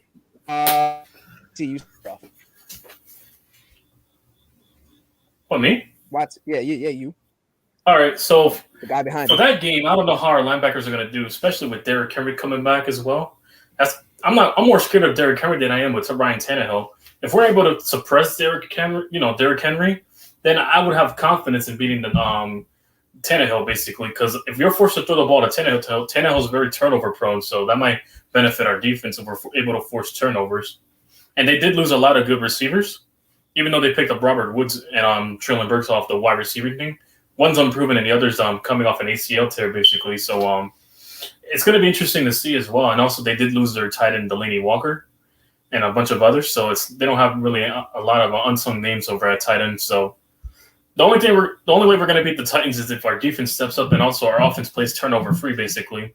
The Titans, even though they lost Harold Landry, still have a good front seven, but they did get weak at the secondary position. So that might be benefiting to getting our receivers get going, basically. So it's a 50-50 game. It could be anyone's ball game, but since Tennessee's at home, they'll probably have the home field advantage. I expect a close game. I said Tennessee will win 27-21. All right. That's me, at least. As far as Alex, give me your opinion on the John Jay's in the building. We'll get him in there in a minute. Alex, give me your opinion. Titans, Giants. What are you thinking? Well, I want to pick the Giants, obviously. I think we pull it off, man. Damn, but we don't have Kayvon, right? Yeah. And then never mind. I'm picking the Titans. I don't want to. I hope I'm wrong, but the Titans, I think, can pull it off. They're at home. First game of the season. That's a tough one, man. That really is. It's close, though. It's really close. I don't even think it's high scoring. I think that one ends like 17-14, something around those gates. But wait, YTC, who did you pick again? He picked the Giants. He picked that. Of course he did. What about you? I'm sure he picked the Giants. You know what? Before I speak, I want John Jay to speak. John Jay, I thought it was you because you had a Niners logo before, but it was actually Dave. John Jay, let me know what you think about the Giants versus the Titans. Give me a prediction. Oh, man, this is a difficult matchup because I don't know what's going to happen with Derrick Henry. That's the biggest question. The Titans' offense is a run-first offense. And if he's not that Derrick Henry, Tannehill has to throw the football. And Tannehill last year did not have a good touchdown interception ratio. So you don't want him to. Oh, my fault. I took the other mistake. Go ahead. That's all right. So that's one thing about the Titans. I don't know how good their defense is. When I look at the Giants, it's about health. How healthy are they right now entering week one? If everything is good for them, the health, if they're running back and their offensive line allows them to run the football, they manage the game. Daniel Jones is basically turnover free. They're able to go down, put points on the board. It's going to come down to the Giants' defense, how they're able to defend that Titans offense. It's hard for me. This is a toss-up game because I don't know who's going to win. I think it's more closer than most people are saying. Even a lot of people are looking at what the Titans did last year, and whatever the Titans did last year, that's why they're really, really good. But the point of the matter is that this is a new season. This is a different Giants team. This is going to be a toss-up matchup. If you got to put your money on it, what's it going to be? We ain't gonna hurt you if you take Titans. We ain't gonna hurt you. I'm gonna take the Titans because people are saying Derrick Henry. If he's still the same Derrick Henry, I think, but it's gonna be Derrick Henry and Derrick Henry. So it's gonna be you got a score prediction attached to your prediction. Again, I don't do predictions. Hopefully, it doesn't come true. But I want to say it's gonna be 24. I'm gonna say 24-20. And I got the Titans. It's going to be a very close game. All right. As kind of like right before you came in, we were talking shit because Dave was here and Michael was here. You were talking about normal shit, the Niners Bears shit. You want to say anything to Michael about your Niners, about his Bears? before I take you out? Man, so me and Michael have been going back and forth for months. He wants the Bears to win because he's a Bears fan. Everything that he says, his point of view, I disagree 100%. Yeah. But the point of the matter is that this defense is so dangerous. We're gonna have all three linebackers. No brick hands Tart. No brick hands. Yeah, no Tart. Basically, the linebackers, like I said, they're a good extension of the run stop and the pass block. And of course, I will say this: one issue the Niners do have is the interior offensive line. Brendel, Burford, and Banks making their first career starts in the middle of that line. And of course, Trey Lance. And I'm going to be 100% when it comes to Trey Lance. He's going to be giving the ball to Elijah Mitchell. I think the Niners are going to run the ball as much as they can against the Bears, and they're going to minimize Trey Lance. I think what they're going to do, like they did with Jimmy Garoppolo, 25 passes for Lance, 45 runs. So we're going to run the ball on the Bears. That's how the Niners are going to win the game. Running Right the ball. down their fucking throat. Yeah, so that's my thoughts. All right, so before we get to the betting, I forgot to give my Giants prediction. It pains me. Be unbiased. That's kind of hard. It pains me if I had to. This is what I see. If I had to put money on it, give me the Titans by. I think it'll be a close game. I think it's actually gonna be a little high scoring. Believe it or not, I mean, we got a new offense. I think Derrick Henry is going to obviously run at will because that's Derrick Henry. And Treylon Burks, I think he's actually going to have a good debut game. Give me them 31-28. All right. It sucks to say because I don't want to say that. But if I had to put money in it, give me the Titans just because, I don't want to lose my money. Speaking of money, let's go on over some bets. Sean J, you're welcome to join us with the betting. I just want to mention another game real quick that I think we should bet. pay attention to.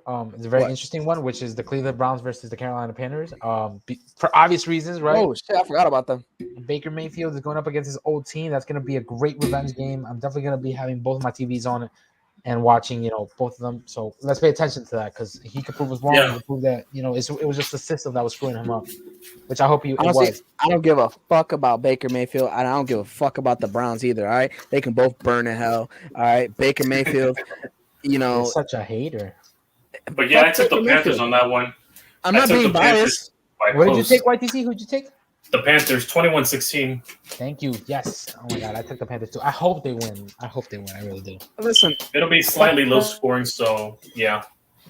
In my opinion, that game. After the Browns, after the Panthers win week 1, we'll smack them week 2. I don't give a shit. Yeah. Fuck the Browns. Fuck Baker Mayfield. You know what? I don't give a damn about either of them. When Deshaun Watson comes back, then I start to care a little bit more about them. But even then, no one cares about Cleveland. All right.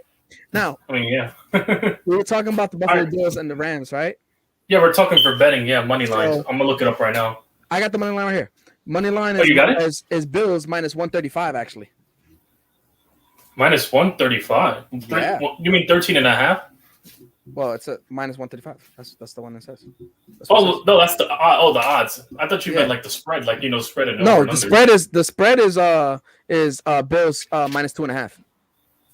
All right, so they're favored by 2. Okay. And you got the over under. The over under's at 52.5. What you got for the over under? I think I'm probably gonna take. I'm taking the over. I think this game's gonna be really high scoring. I think I'm gonna take the over. But I still have the Rams. I would probably go Rams money line. And I said barely because 23 to 30 barely gets it over. Yeah, 52.5. So yeah, I'll take. That's for my score prediction. I took the over. So yeah. Basically, if you bet $100 on the Rams, which I think should be the favorite to win this game, you're gonna win $215. I mean, I would take the -2. Yeah, the Rams. That's easy lock right there for the Rams. Plus 2.5. Plus 2.5 for the Rams. I'll take the Rams. Wait, the Buffalo's favored? Buffalo's favored. That's what I just said. Yeah. All right, I'll take the Rams. Yeah, I said Buffalo can win the Super Bowl. No, I said I'll take the Rams on this one too. I'll take the 2.5 plus on that one. Oh, TRO's in here. Oh God, the Cardinals. What's up, TRL? Hey, listen, it's How not you Dylan doing? Peterson, Yo. but whatever. Anyway, what's up, TRO? Yo. TRL, I got a good question for you right here. We're gonna talk real quick. We got the Cardinals and the Chiefs, right? Obviously you're a Cardinals fan, Alex. You know you support the Chiefs. Yes, sir. We got right now -4.5 for the Chiefs. I mean, because they're the Chiefs. Yes, sir. What do you think about that? I think it's a good prediction. I think we're losing. I predicted 34-31 would be the final score. Okay. I mean, it is- that's still not enough That's still not enough to cover the spread, but yeah. Yeah. I actually, even though we normally start off good in the beginning of the season, we're missing DeAndre Hopkins. We got a couple guys on our secondary dealing with injuries. And even though the Chiefs don't have Tyreek Hill anymore, they still got somewhat of a balanced receiving core that Mahomes can probably turn a couple of those guys into Pro Bowlers or something like that. So, I mean, that's what I think. That's where I'm at. I think our offense will play a good game, but I don't think it'll be enough for that Chiefs offense. They got the over-under at 53.5. You taking the over or under? What was that? Over-under 53.5 points. 53. I'll take over. Yeah, me too. I'll take over. All right. I mean, I think it's gonna be a high-scoring game. Like I said, defenses aren't gonna be able to. What's the over? Each other. Wait, what's the over for that game? 53.5. I think that could be over. I'll take over on that one. I think it'll be. I think both teams will score 30. So yeah, that's my prediction. It'll be definitely high scoring. I mean, Patrick Mahomes probably takes that just because neither defense could handle each other. But I think I expect a shootout. Whoever has the ball last is going to win the game. I mean, it's going to be a good game. John Jay, I know you got to go in a few minutes, so I'm going to ask you about we're going to talk about one more thing about the Niners and Bears. We got their betting odds right here. Niners, they're favored -7. I mean, what do you think? That sounds like free money to me. Yeah, so this game, like, if you're gonna bet on the Bears, like, I think you should go, the over for the Niners, because I think the Niners are gonna win by 2 scores at minimum. So if I had to put money on it, I'm gonna basically take that bet. Again, like, no disrespect to the Bears and their fans, and of course, Butters. So what's the over for that game? So I'll take that over. So what's the over for that Niners game? The over for the Niners game is, hold up 2 seconds. Over under is 41.5. I'm going. Well, that's easy money right there. I think that game could possibly go there. That's an easy over for me. Yeah, I'm taking over easily. That game just sounds like free money. I know, but the Niners should be able to put at least 27 points, and I think the Bears can put 17. So right there's like 44 points right there. Now Butters is definitely putting plus 245 on the Bears, but we ain't gonna talk about that. Delusion. John Jay, thank you for joining. I know you gotta go, so Thanks. we'll hopefully get you on next week if anything. All right, thanks for having me on. No problem. Have a good one, brother. So now, let's TRL. You're welcome to join us for the betting odds. Let's talk a little bit more about some prop bets if I could find some. Also, we gotta think about parlays and stuff like that. I would definitely take I'd probably take if we're talking like a parlay, I'd probably. And also, speaking of parlays, right? You can also adjust the spreads, but the only difference is the odds go down for like the payoffs.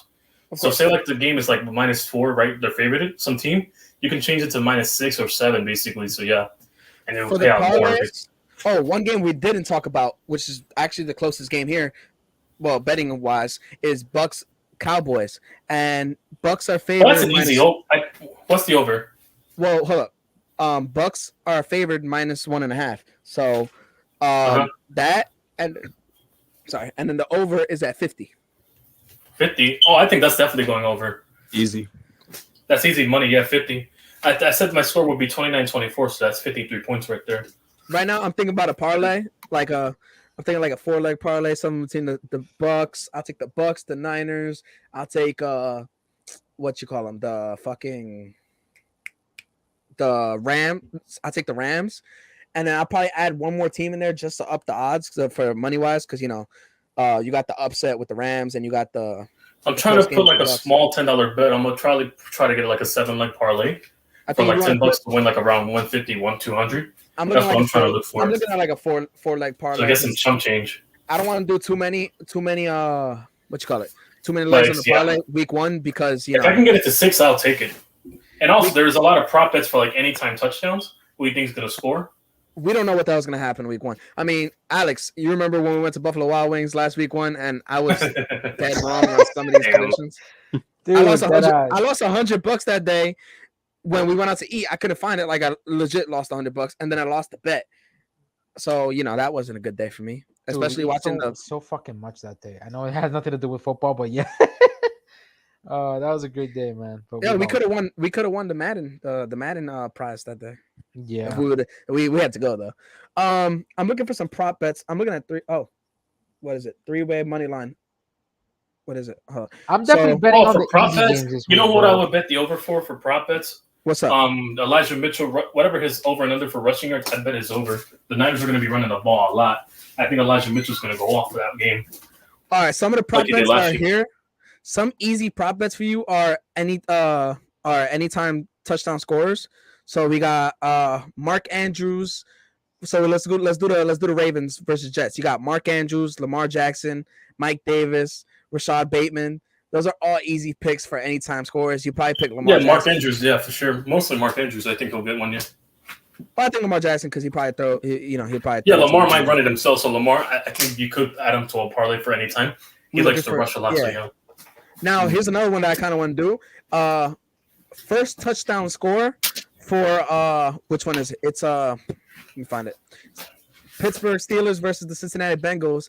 I want to take Joe Mixon on that plus 425. I'm taking Najee Harris for me. Najee Harris.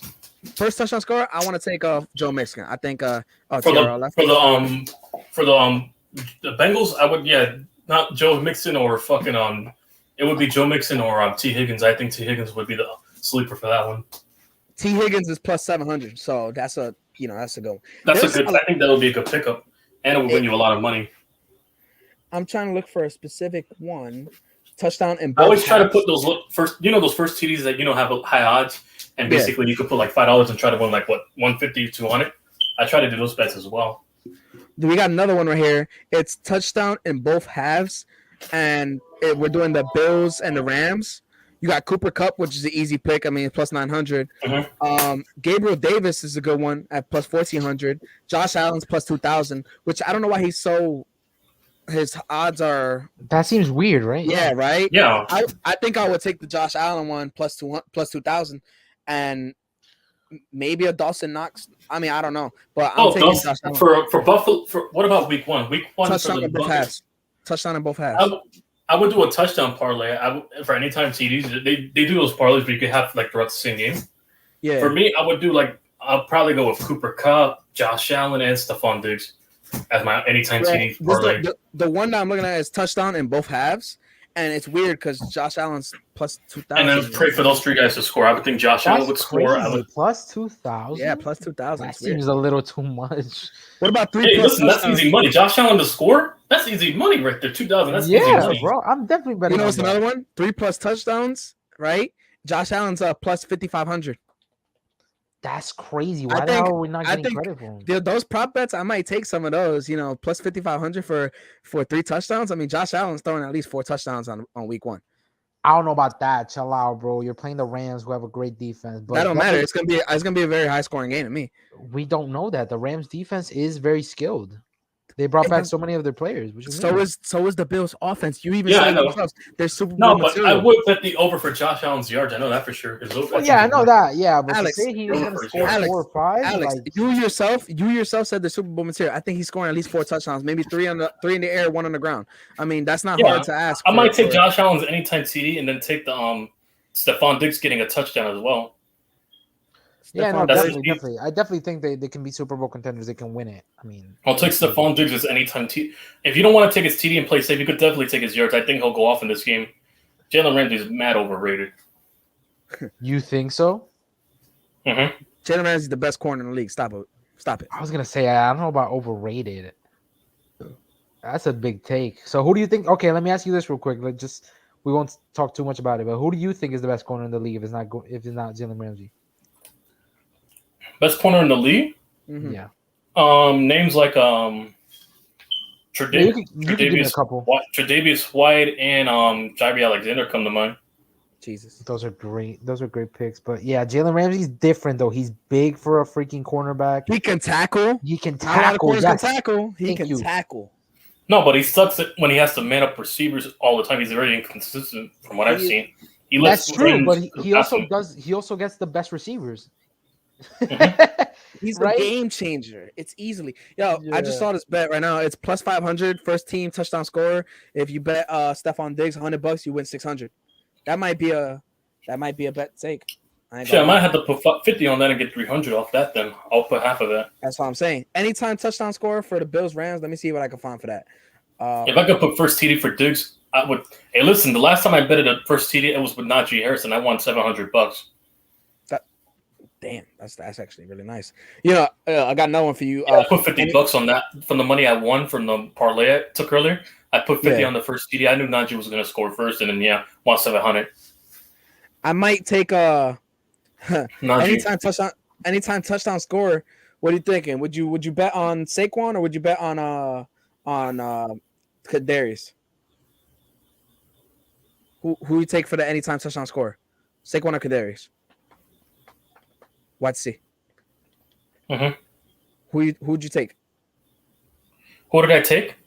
Anytime touchdown scorers. For what game? Or Kadarius? For the Kadarius or Saquon? I'd probably say Saquon. The Giants, with the way we're running the ball, we might have a shot with Saquon getting a touchdown as well. So $100 will make you 110. So yeah, exactly. So not too much. I think Saquon scoring, he could potentially score. On the Giants, I would bet him. I don't trust anybody else outside of Saquon scoring, unless Daniel Jones. You want to, because he runs a lot. He might run one himself.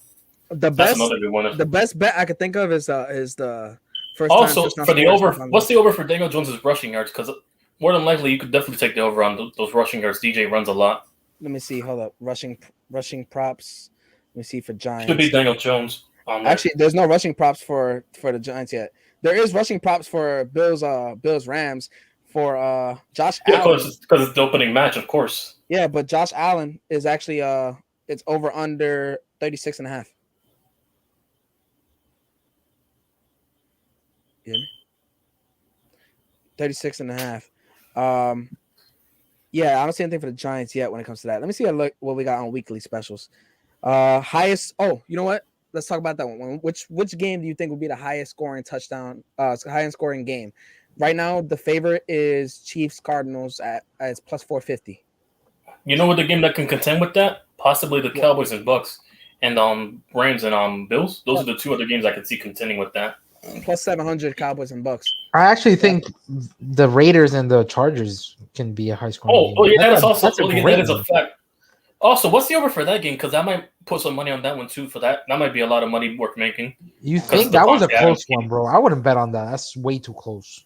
Division rivals and great teams. I would bet on that. I got the Chargers getting. What about Devontae? You could get. I would bet a Devontae Adams all-time anytime TD.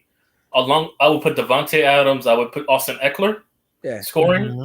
Yes, I would put Devontae Adams. I would probably bet the over for Justin Herbert's passing yards along with Derek Carr. That's easy money right there. Betting the over for those two. Well, Chargers are the favorite. Yards. Chargers are the favorite at for $10. I think that can win you around 90 to 150. I think. I'd take some easy money. That's how I go about it. That real quick because I'm going to Ecuador, Brandon. I told you, so I need to win some quick cash. Minus 3.5. Hey, listen, I'm trying to win some cash too. I try to put these $10 bets to win like about 100 something like that. I try to make some quick money. YTC, you got Instagram, right? Like I might DM you because I really am trying to bet and make some quick cash before I go on vacation. Yeah, me too. Oh yeah, how old are you now? Because how old are you? 19. Oh, he's my age. You got a bookie? I ain't got a fucking bookie. No, because you have to be over 21 to bet. I'm 23, so I can bet for me. What? See, you want to be my bookie? No, for you want to be my bookie? I'll do it.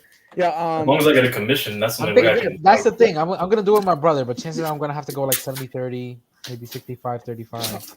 Let's talk about this one last one. Chargers, Raiders, negative minus 3.5. Minus 3.5 for Chargers, and the over under is 52.5. Easy money. Another over I'm taking. Think you're taking the over for that? Well, damn, you're taking the over for mad games. Respect. Yeah, because for some games I know I could take the under for certain games. What's popping, Donnie? What's up? The under I could take is probably the Panthers and I would take the Panthers and Browns under. I think it's like 40 something. I'd probably take the under on that. It might be a little slightly low scoring.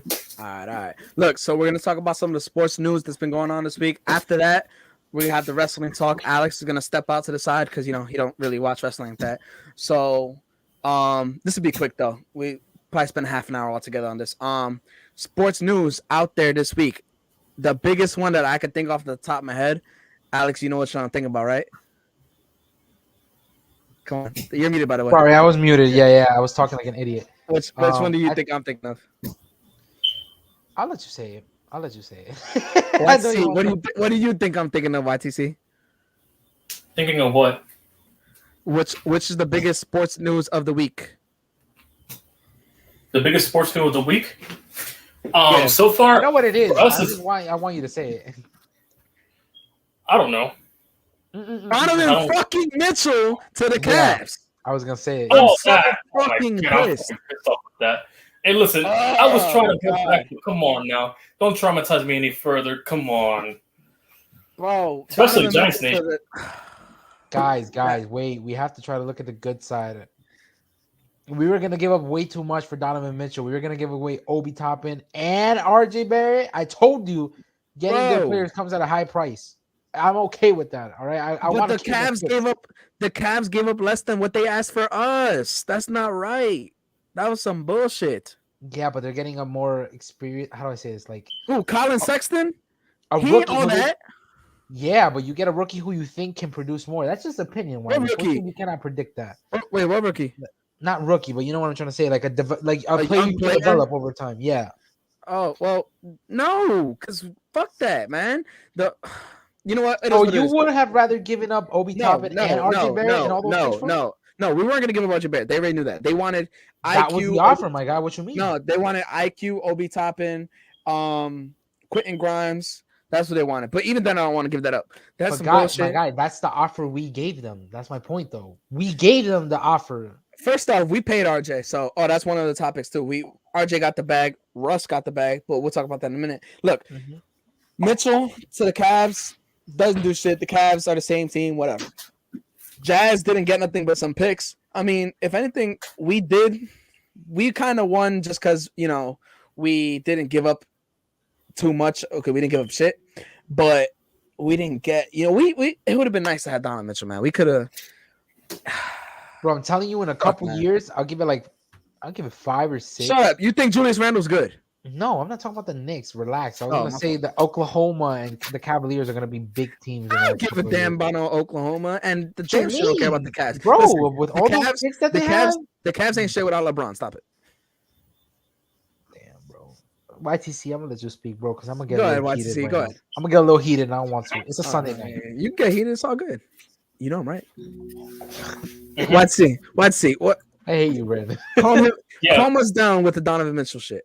Or calm me down. Hey, listen, I'm mad with fucking Donovan, man. I was really hoping we can get him because the Knicks, when we were playing a lot of games from when I commentated those play-by-plays, we were very close. I felt that the Knicks needed a closer. That Grizzlies game when we played against them was a reason. We didn't have a closer like John Morant, to close out games like they had over there. We were in a lot of close games, so that's why I felt we needed a closer to win a couple of games. We could have won a lot of games, but yeah.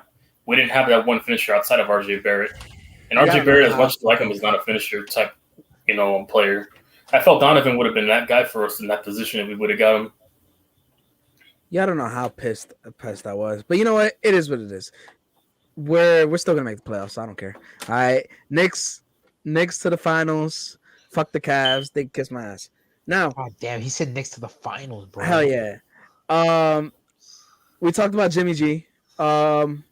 We talked about Darius Slayton. What I do want to talk about is Russell Wilson. Russell Wilson did get a bag, like Donnie said. I don't know if he's still watching, but Donnie did say Russ got a bag. That was one of the biggest news.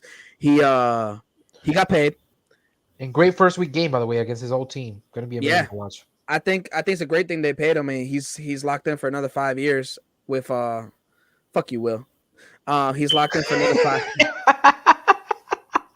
Bitch ass. Well, I love you, bro. Listen. You know what? Hold up. Before I even get off the next topic, listen. Next year, when Jaylen Brown doesn't go back to the Celtics and he becomes a free agent, he's coming to the Knicks. All right, Will? Fuck your Celtics. Anyways, Russ did get paid, which is a good thing for Denver. They paid him a 5-year, $245 million with $165 million guaranteed. I think it's a great contract for. I think Russ is worth it. I mean, can we agree on that? Maybe. Oh God. Go ahead. You was gonna say some outlandish shit. Go ahead.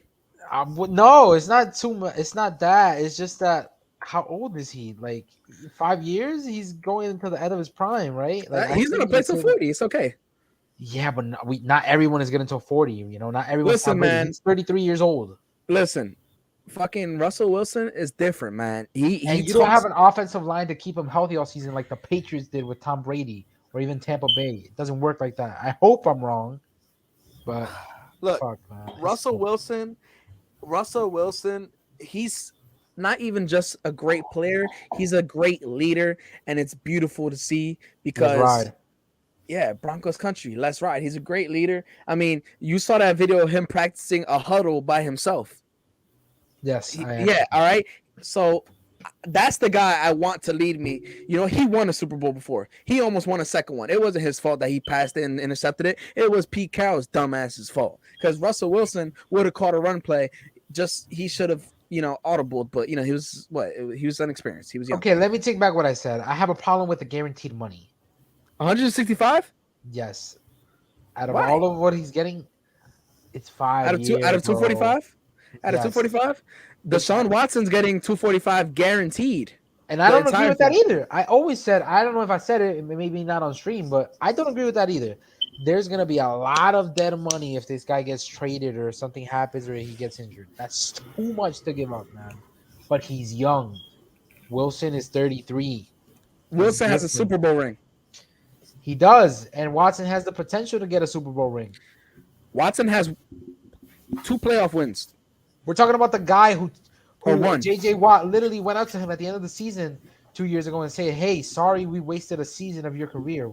Yeah, like, and if it wasn't for that, and if it wasn't for J.J. Watt telling him to request a trade, he wouldn't have gone through all this bullshit. Exactly, my guy. That's what I'm saying. I don't agree with the guaranteed money players get now in these contracts. I really don't. It's a lot of dead money. Hey, you got to do what you got to do. I mean, the only contract I really don't agree with this year was Kyler. Lamar, on the other hand, they're still. I don't know what they're gonna do with Lamar. They gotta pay him or do something because. Would you imagine if Lamar ended up getting traded? I know it's not gonna happen, but would you imagine that? That would be crazy. That'd be fucking crazy. Look, if he signed with another team. Lamar, you can book is gonna be the highest paid quarterback in the league pretty soon. You think he'll reset the market? He'll definitely reset the market. 2 more things happened over the week. We had CJ Gardner-Johnson. He went to the Eagles, which isn't really the biggest news, but also I made a trade right now. With what? Your fantasy? We swapped players. Who'd you swap? I swapped Devontae Adams and I got Devontae Adams and Elijah Mitchell for Diggs and James Conner. Yeah, I mean that's Mitchell's a tough better. one, dude. Mitchell's better than Conner, so at least you got that. So yeah, and also Devontae Adams, he's the best receiver in the league. You know what you got to do? You got to try flip Claypool for sure. And also, I get Hopkins by week 6 as well. So that's what I'm looking at it from a long term. I'm not drafting for week 1. I'm looking at it long term. You got Adams, and who did you give? I got Adams. We swapped receivers basically. We swapped players. That's what I'm saying. Who did you give? Diggs. I gave away Stephon Diggs. Fuck, that's a tough one because I think the receiving core for the Bills is better than the Raiders. So yeah, but Diggs is going to get to him. But Diggs is going to have. No, one's going to get targeted more. One likes to spread the ball a lot. Diggs is going to have a better season than Devontae, but he got a better running back in return, so it's all good. Mitchell, exactly. That's the whole point. Also, Mitchell's going to get a carry long term. If I talked about it off stream, Elijah Mitchell, because remember, running backs in San Francisco haven't been consistent. They've been getting hurt. They've been getting replaced too easy. It's not consistent with running backs in San Fran. So hopefully it won't turn out like that for you. Anyway, CJ Gardner-Johnson went from the Saints to the Eagles. Howie Roseman fucking robbed them. He had a ski mask on. He had, Howie Roseman, ever since EDP got caught doing that stupid shit, Howie Roseman got his head out his ass, and he's become a decent GM. I don't know what the hell's going on. He got Gardner-Johnson for he got Johnson and a 7th round pick for a pick swap of the 5th round, and he traded Jalen Reagor for two 7th rounders in Minnesota. This man just, I don't know what the hell he did. I don't like giving Howie Roseman credit. I think Howie Roseman's an idiot. because he's done a lot of dumb shit, and fuck the Eagles again. But I don't know what he's been doing. He's been actually smart. Unlike he went from Gettleman to like Joe Douglas now. It's weird. How do you guys feel about Howie Roseman making those 2 trades? YTC. Wait, what? Gettleman? No. What about wait, Gettleman? just to respond to Don Vito real quick. Yes, I am watching the LSU game in the background. I saw it on Instagram and I put it right Oh up. wow. I don't give a damn about LSU. Anyways, Howie Roseman, he's been getting his head out of his ass. He got. Oh, for Chauncey Gardner. Oh, you're asking me about Chauncey Gardner, right? Chauncey Gardner and flipping Jalen Reagor. Jalen Reagor, I know Philly fans are happy that they got rid of him, but I'm hoping he pans out to make Philly look stupid. It's crazy now that they have two first-round picks from the 2019 draft, I think. Yeah. No, 2020, right? Yeah. Yeah, they have 2 first-round wide receivers. Who would have thought 2 years later they got the other first-round wide receiver that they didn't take? It's crazy. Reagor is definitely going to. It's crazy because Arcega-Whiteside got drafted over DK, and now he went to Seattle, but he got cut. And Reagor got drafted over Jefferson. Yeah, this is ironic. Ain't that some shit? Howie Roseman changed his dumbass decisions to better decisions, and I'm kind of proud of him. I guess he's still a dumbass, but overall, he's been robbing motherfuckers. That's all I can say about that. There was another thing that I wanted to talk about. Just looking real quick. We talked about Geno Smith last week, right? Mm-hmm. Jimmy G, once again, he got, he's still there. You guys got anything else in sports related that happened over the week? Because YTC, it's a good thing that we didn't watch All Out because Will said it's hot garbage. Thank God. I mean, my internet was messing up, so I really couldn't care, really. I dumbass forgot to watch it, so it's all good. I mean, all right, so might as well. If this is sports, in terms of sports world, sorry, because you did ask go ahead. The fact that Serena Williams might have played her last game, definitely one of the female GOAT when it comes to tennis. She lost. That's a big thing, I think. She's been doing a lot of that lately. Yeah, but it kind of sucks to see a big one go. So I think that's something to take into account. I hope she plays a little more, but I think it's over. What about soccer? You wanted to talk about soccer, and we never got to it last time. You want to talk a little about soccer? Oh, yeah, great. I was watching a couple of games today. I sent you pictures. The Premier League. Yeah. We got the World Cup coming up. I'm not sure if YTC, do you watch? He's going to stream. I'm hosting the World Cup on my channel as well. Perfect. Who do you think is going to win it all? Let me ask you that. Who's going to win it all? I don't keep up with the teams. I just watch it casually every year. Okay, fair enough. And those games are going to be like at 4 and 5 in the morning because it's in Qatar. I ain't gonna lie to you. I got my buddy who lives in the UK. I got a Welsh friend of mine that watches the FIFA World Cup as well. Yeah. He comes on my channel. He's a Niners fan that's from Wales. So he'll be helping me out with those games because it's going to be like 10 o'clock over where he's at in the UK. Mm-hmm.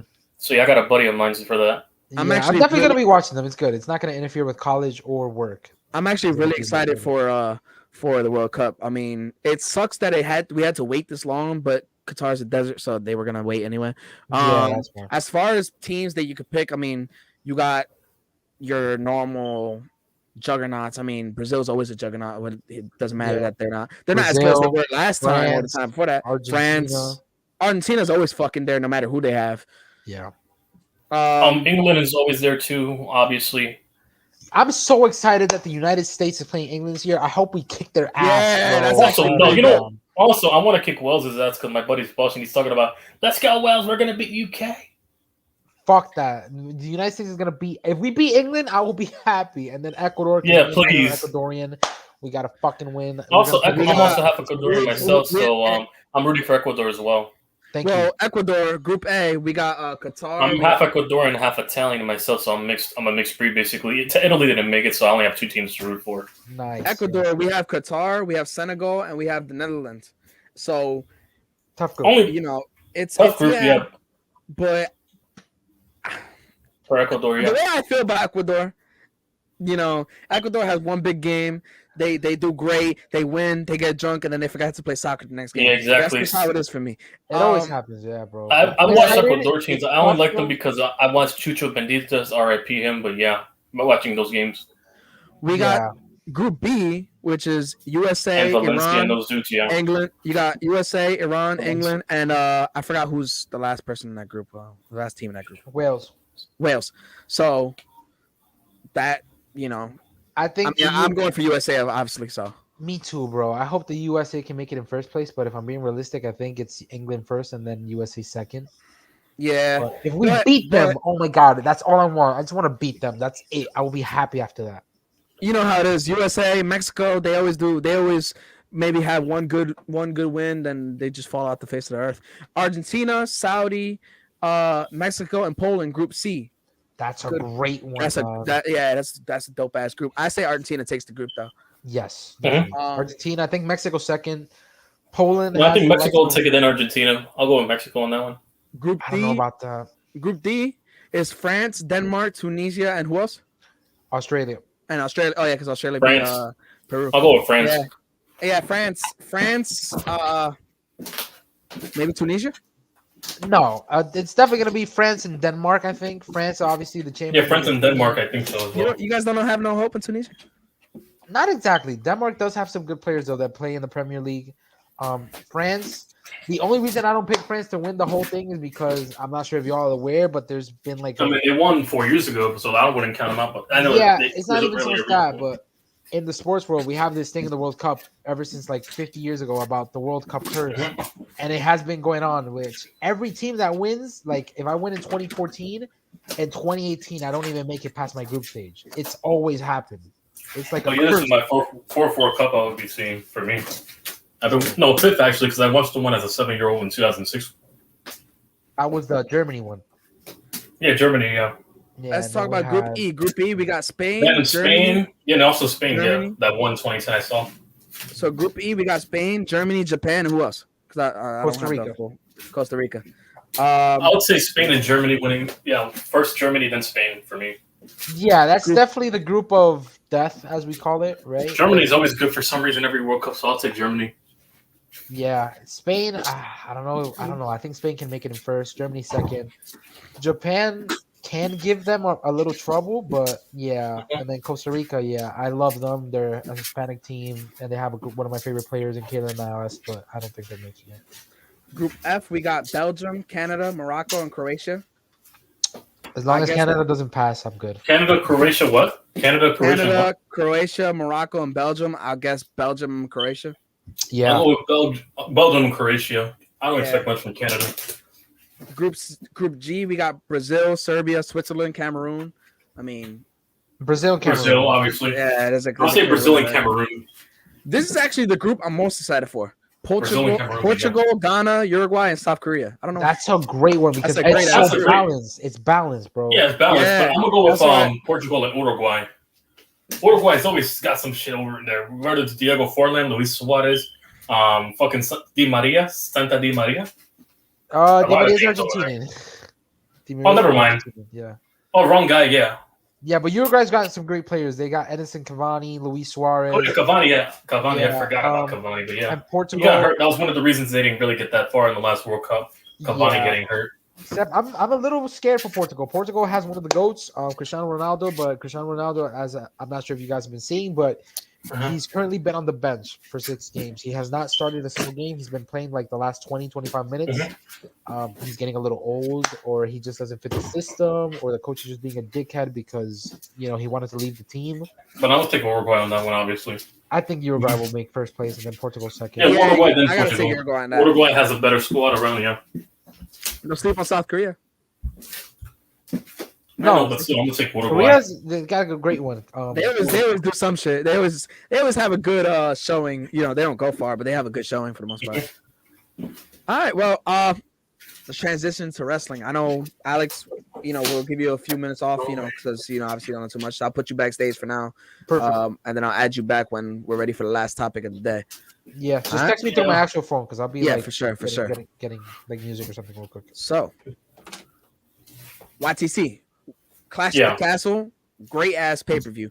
We haven't seen shit of All Out because we've been doing the stream and fantasy drafts. Yeah, fantasy. I mean, at this point, I'll just have to catch up tomorrow when I watch the highlights. To be honest, from what Will's saying, it's been garbage. I'm fried out. I want to see if Will if Will joins us on the live, because I know he was saying that, you know. Yeah, I'm fried out on that whole point.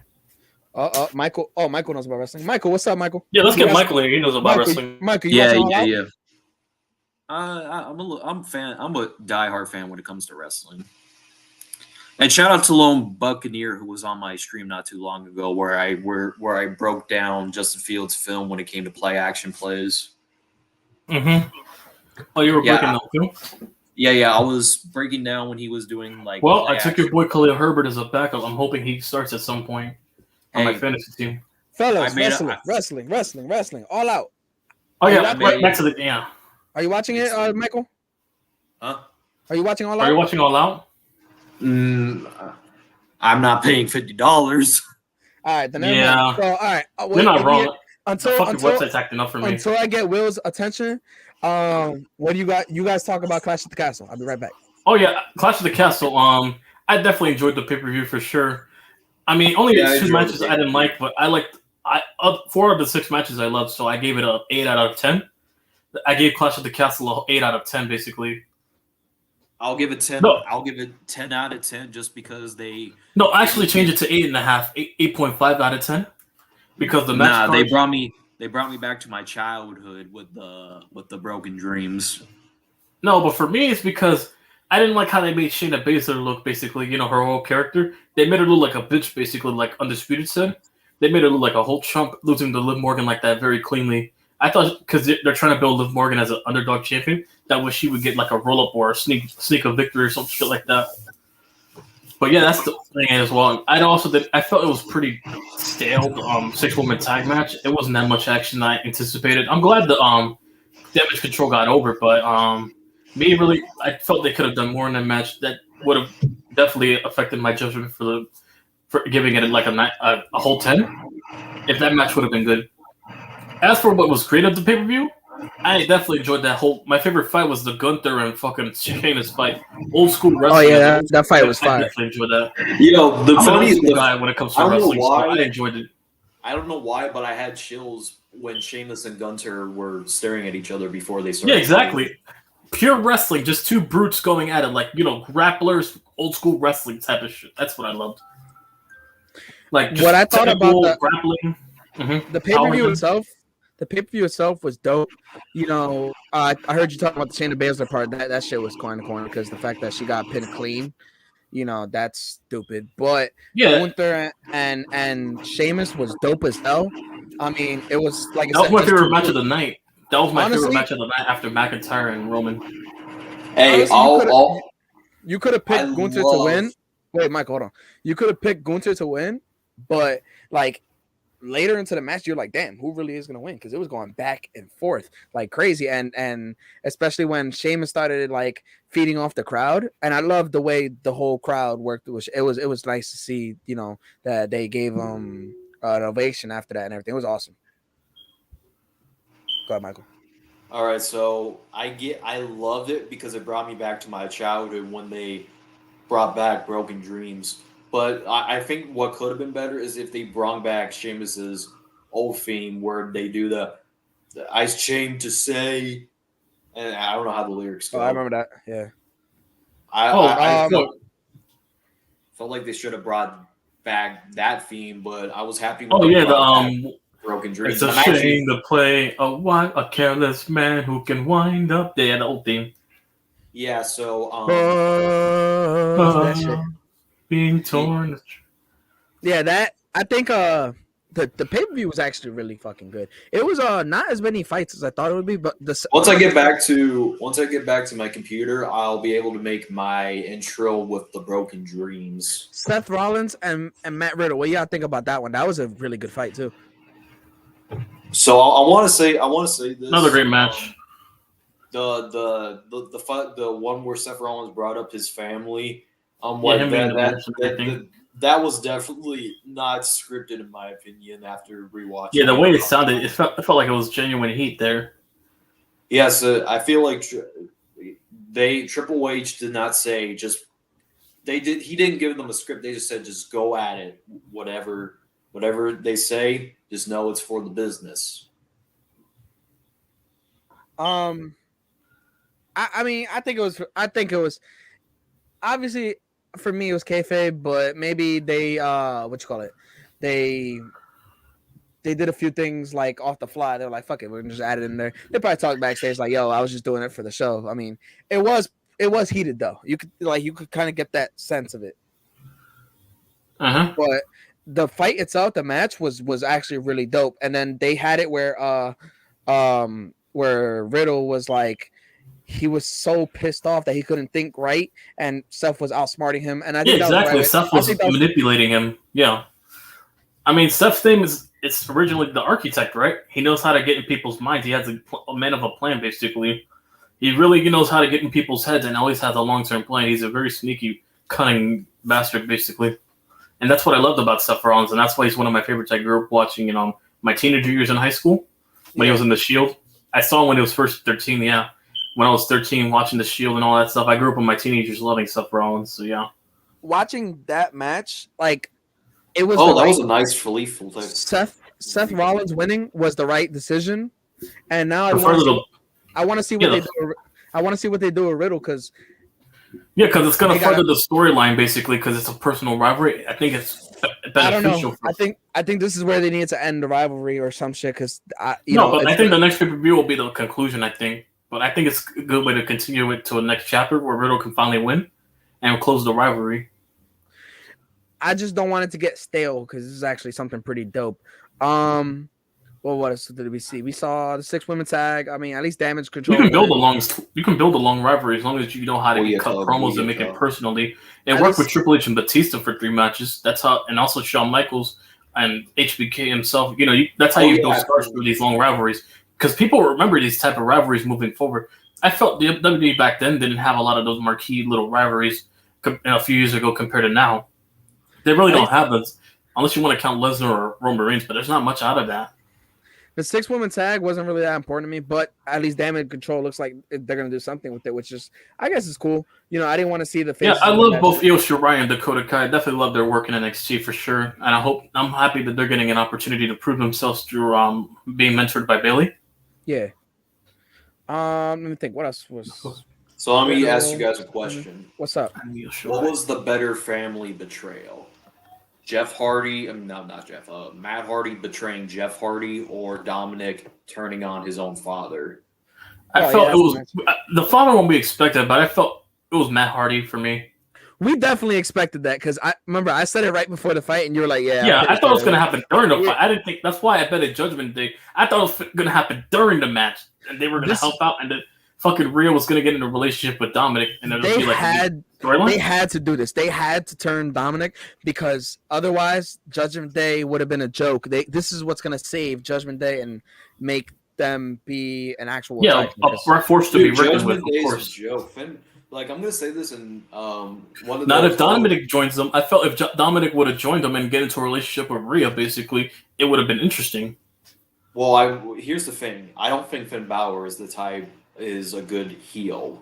But it would be a good way to build up the breakup of Judgment Day because over time, when the group breaks up, you could have a storyline between Dominic and Finn Balor where you build up Dominic as a guy who's eventually going to overthrow Finn Balor, like a young Dominic overthrowing a veteran wrestler like Finn Balor to take the mantle. Basically, you do have Dominic over. I don't like watching Dominic. I like watching Dominic right now because the way they portray him. Yeah, that's how you're gonna, and that's the best way to build him up. They portray him like a brat, but considering I don't like him because he's a brat and now he's a heel, obviously I'm not gonna like him still, and that's what you're not supposed to like the heels. No, but that's what I'm hoping that can happen. That's what I was hoping was going to happen with Judgment Day, that he would be a good heel. But then after his heel work and people pick up his mic work and everything like that, people will grow to respect him. And once he's respected, you can turn him face again to be loved. That's how I would build him. Would you be so people can take him legitimately? Cast him under some spell and shit. That would be interesting too if they had a mystical, magical point of the game. Not the game. It's kind of like Bray Wyatt. It's kind of remember when Daniel Bryan. Yeah, Randy Orton. Yeah, I remember that. The whole thing with Randy Orton with Bray Wyatt joining the family. It's not. I remember that whole storyline, and then eventually Randy Orton turned on him, and then he fought at WrestleMania. Also with Daniel Bryan, that is true as well. It was pretty dope. And then we got to talk about the main event before we head on to the last topic. The main event. Obviously, we saw Drew McIntyre and Roman Reigns go at it, and we saw a good ass match. I don't think it was the best match, of course, but it was a really good match. Yeah, we saw the return of Broken Dreams. I felt nostalgic as hell when I saw we saw that. Brought me back to the childhood. Brought me back to 2011, and it was a good fight. There was no Usos. There was no what you call it. There's no Paul Heyman, but Karrion Kross early on got involved, right? And then we saw, Roman take advantage. And then when they were both down, when they were both on the ground, like they both got hit and they were both down, right?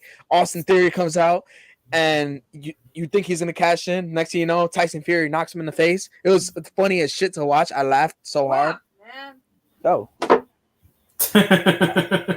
dude, I laughed so hard. I laughed so fucking hard watching Tyson Fury punch him right in the face. Oh, it was funny as hell. And then obviously, Roman's getting into it, and next thing you know, Drew with the Claymore, 1, 2, and then the ref gets pulled out, and now you see Solo come out and stop the match. It was dope to see because we didn't think that was, I don't know who really expect. I mean, I'm sure people expected it, but it wasn't as expected as certain other people like a Paul Heyman or Usos get involved. It was like, damn, the bloodline really does run deep. Yep. What do y'all think about that? I think it was dope as hell. And have you seen Solo Sikoa? Yeah, Sikoa. Yeah. I want to see what happens. Yeah. I want to see what happens now because it kind of makes the bloodline really look unbeatable. I mean, who really like the Nation of Domination where they had like a 4 men stable. It's like that basically, a 4-man family. It makes them really look unbeatable as well, for sure. Yeah, no, for sure. Now it's like when the Usos come back and Paul Heyman's there, and now they got Solo, and still they have Sami Zayn there. And also with the Freebird rule, he could be part of the tag team champions. He could also hold his first title, Solo Sikoa, with those 3 under the Freebird rule. The New Day brought back. Yeah, no.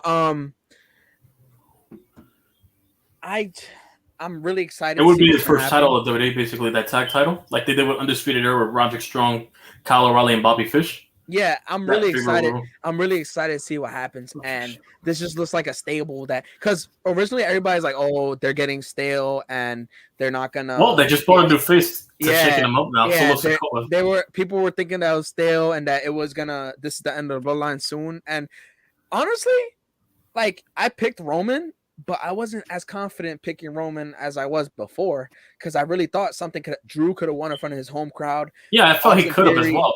In his UK, it really was different. Crazy Juice. I know you're watching All Out. I heard it was trash. I tried to get Will on here, but Will said he wants to finish the pay-per-view before he talks about it. So I guess next week we'll recap All Out. Yeah, but for real, my thing is for sure. Damn. I'm hoping. Speaking of guys that aren't used right now that Triple H took over, I'm hoping Gargano and Ciampa really get pushed. I miss seeing those 2 go at it, even though I don't expect a rivalry with them anytime soon. Facts. So, anyways, now before we push this anymore, we gotta get to the main topic of the day, of the night, because I'm getting. Okay. Finally to the main event topic. Okay. To the main event topic. Butters, I am going to take you out of here. Thank you for joining. Next week, we'll see if you get on. All right. All right. All right, man. Peace out. You can still listen. You can chill backstage if you want. Now, Alex, come back in. What's up? Main topic of the day. We gotta talk about it. Tom Brady versus the Manning family. All right. Now, the reason I brought this up is I just thought about it I scheduled this weeks ahead, but considering it's the beginning of the season, we just seen Tom Brady come back, and Tom Brady's back with the Bucs. Obviously, it's a little weird. There's no more Bruce Arians. I don't know if I trust Todd Bowles with the offense, but even then, Tom Brady is going to run the offense regardless. Yeah. We see him win a ring with the Bucs. Now, how well do you think the Bucs do this year? How do you think Tom Brady? How well do you think they do? You think they have a successful season? You think they're better than last season, or they'll be worse than last season? Is that me or YTC? Oh, my fault. Alex, so you came back in. Yeah. I think they're better. Listen, well, for one, they got Julio Jones now, right? That Tom Brady is great at this, getting last minute players just to make one more run. It's what he's been doing the last couple of years. And I still think that I told you this a couple of weeks ago, I think off stream, that I think OBJ can go to the Bucks because OBJ wants to play. For what? They got Julio Jones. Yeah, but when has having a lot of receivers been a bad thing? It isn't. Why do they need more receivers? Why not? That's like saying I have $1,000 and why do I need 1,000? No, that's a way different conversation. All right, What look. you mean, bro? If you can spread the ball around, that's way easier for you. I don't know, man. They already got what? Mike Evans. They got Godwin. They got Miller. They got Julio. They got who's the other guy? I think they still have still Grayson on their roster. Their defense has gone down a little bit. But I think the Bucks can do big things. I don't think they're winning it all. I already said who I think will win it all. The Chiefs? Oh, the Bills. The Bills, yeah, the Bills. I think the Bills are winning it all this year. Both of those are wrong. But okay, yeah, sure. Anyways, but I think the Bucks can do big things. I don't see Tom winning another one though, and I don't see him coming back regardless. If he wins, he's definitely not coming back, and if he doesn't win, I think Giselle is just too much of a problem to come back. Yeah, real quick. Crazy Juice. Crazy Juice said, well, everyone has their opinion about every pay-per-view, and I disagree with those people because they're saying all out is trash because those people are honestly haters. Well, my friend who's saying it's trash, he's a really big AEW fan. He's he hates on WWE. So if he's saying that AEW, there has to be something wrong, I guess. Something's wrong with All Out, clearly. Anyways, but we're talking, yeah, so I think this is definitely the end of Tom Brady to me. So since this is the end of Tom Brady to me, this man really said unfinished business after winning all those rings. Can you believe that? I got so pissed off. It's the cockiness that pisses me off. But you know what? I love that Tom Brady says, when you ask Tom Brady, what's your favorite ring? He always says the next one. So I got it. Look, all right, let's talk about it. Tom Brady versus the Manning family. We all know it's no secret about Eli Manning, shitting on Brady twice and winning both those rings. We also know about Peyton Manning, throwing the smackdown on them. Hold up. Give me a second. You guys talk because I got a call. Give me a second. That's fine. What do you think, YTC? Before I go again. About what? The whole Brady and Brady. Yeah, what do you think about the Bucks? How far do you think they can make it this year? I think they'll win. They'll be good enough to win the division, but I don't think they'll get further past like they did last year. I think they'll probably might get past the wild card against a team like the Cowboys or the Eagles or some up and coming team out of that wild card position. They'll probably win the first round, but I don't see them going past the divisional round after that. I don't think they're going to be as effective as they were last year. With Brady getting older, I think Brady will have at least one playoff win in him after that. That's true, and that goes back. I was talking about this with a friend earlier. I said between the game this week, Tampa Bay and Cowboys, right? I believe, right? Yeah. Mm-hmm. I said I think the Cowboys are going to win by a landslide, and he told me, "Well, why? Why do you think that?" And I said because I don't think the Bucks are going to give away what they're doing to a team that they're possibly going to face in the playoffs. What you said, I really think they're going to face the Cowboys in the wild card, or maybe even divisional round. Hell, they might play the Cowboys or the Eagles again, but one of the two. Exactly. And get their win against them and then get bounced out the divisional round to like the Rams or Packers. But that goes back to that point, though. Do you think they win that game, or do you think they lose it? I think they win. They win the wild card game, but they'll lose the divisional round. I can agree with that. Yeah, I think they win one game. My pick for the divisional round this year, for the NFC Championship game, I think it's going to be the.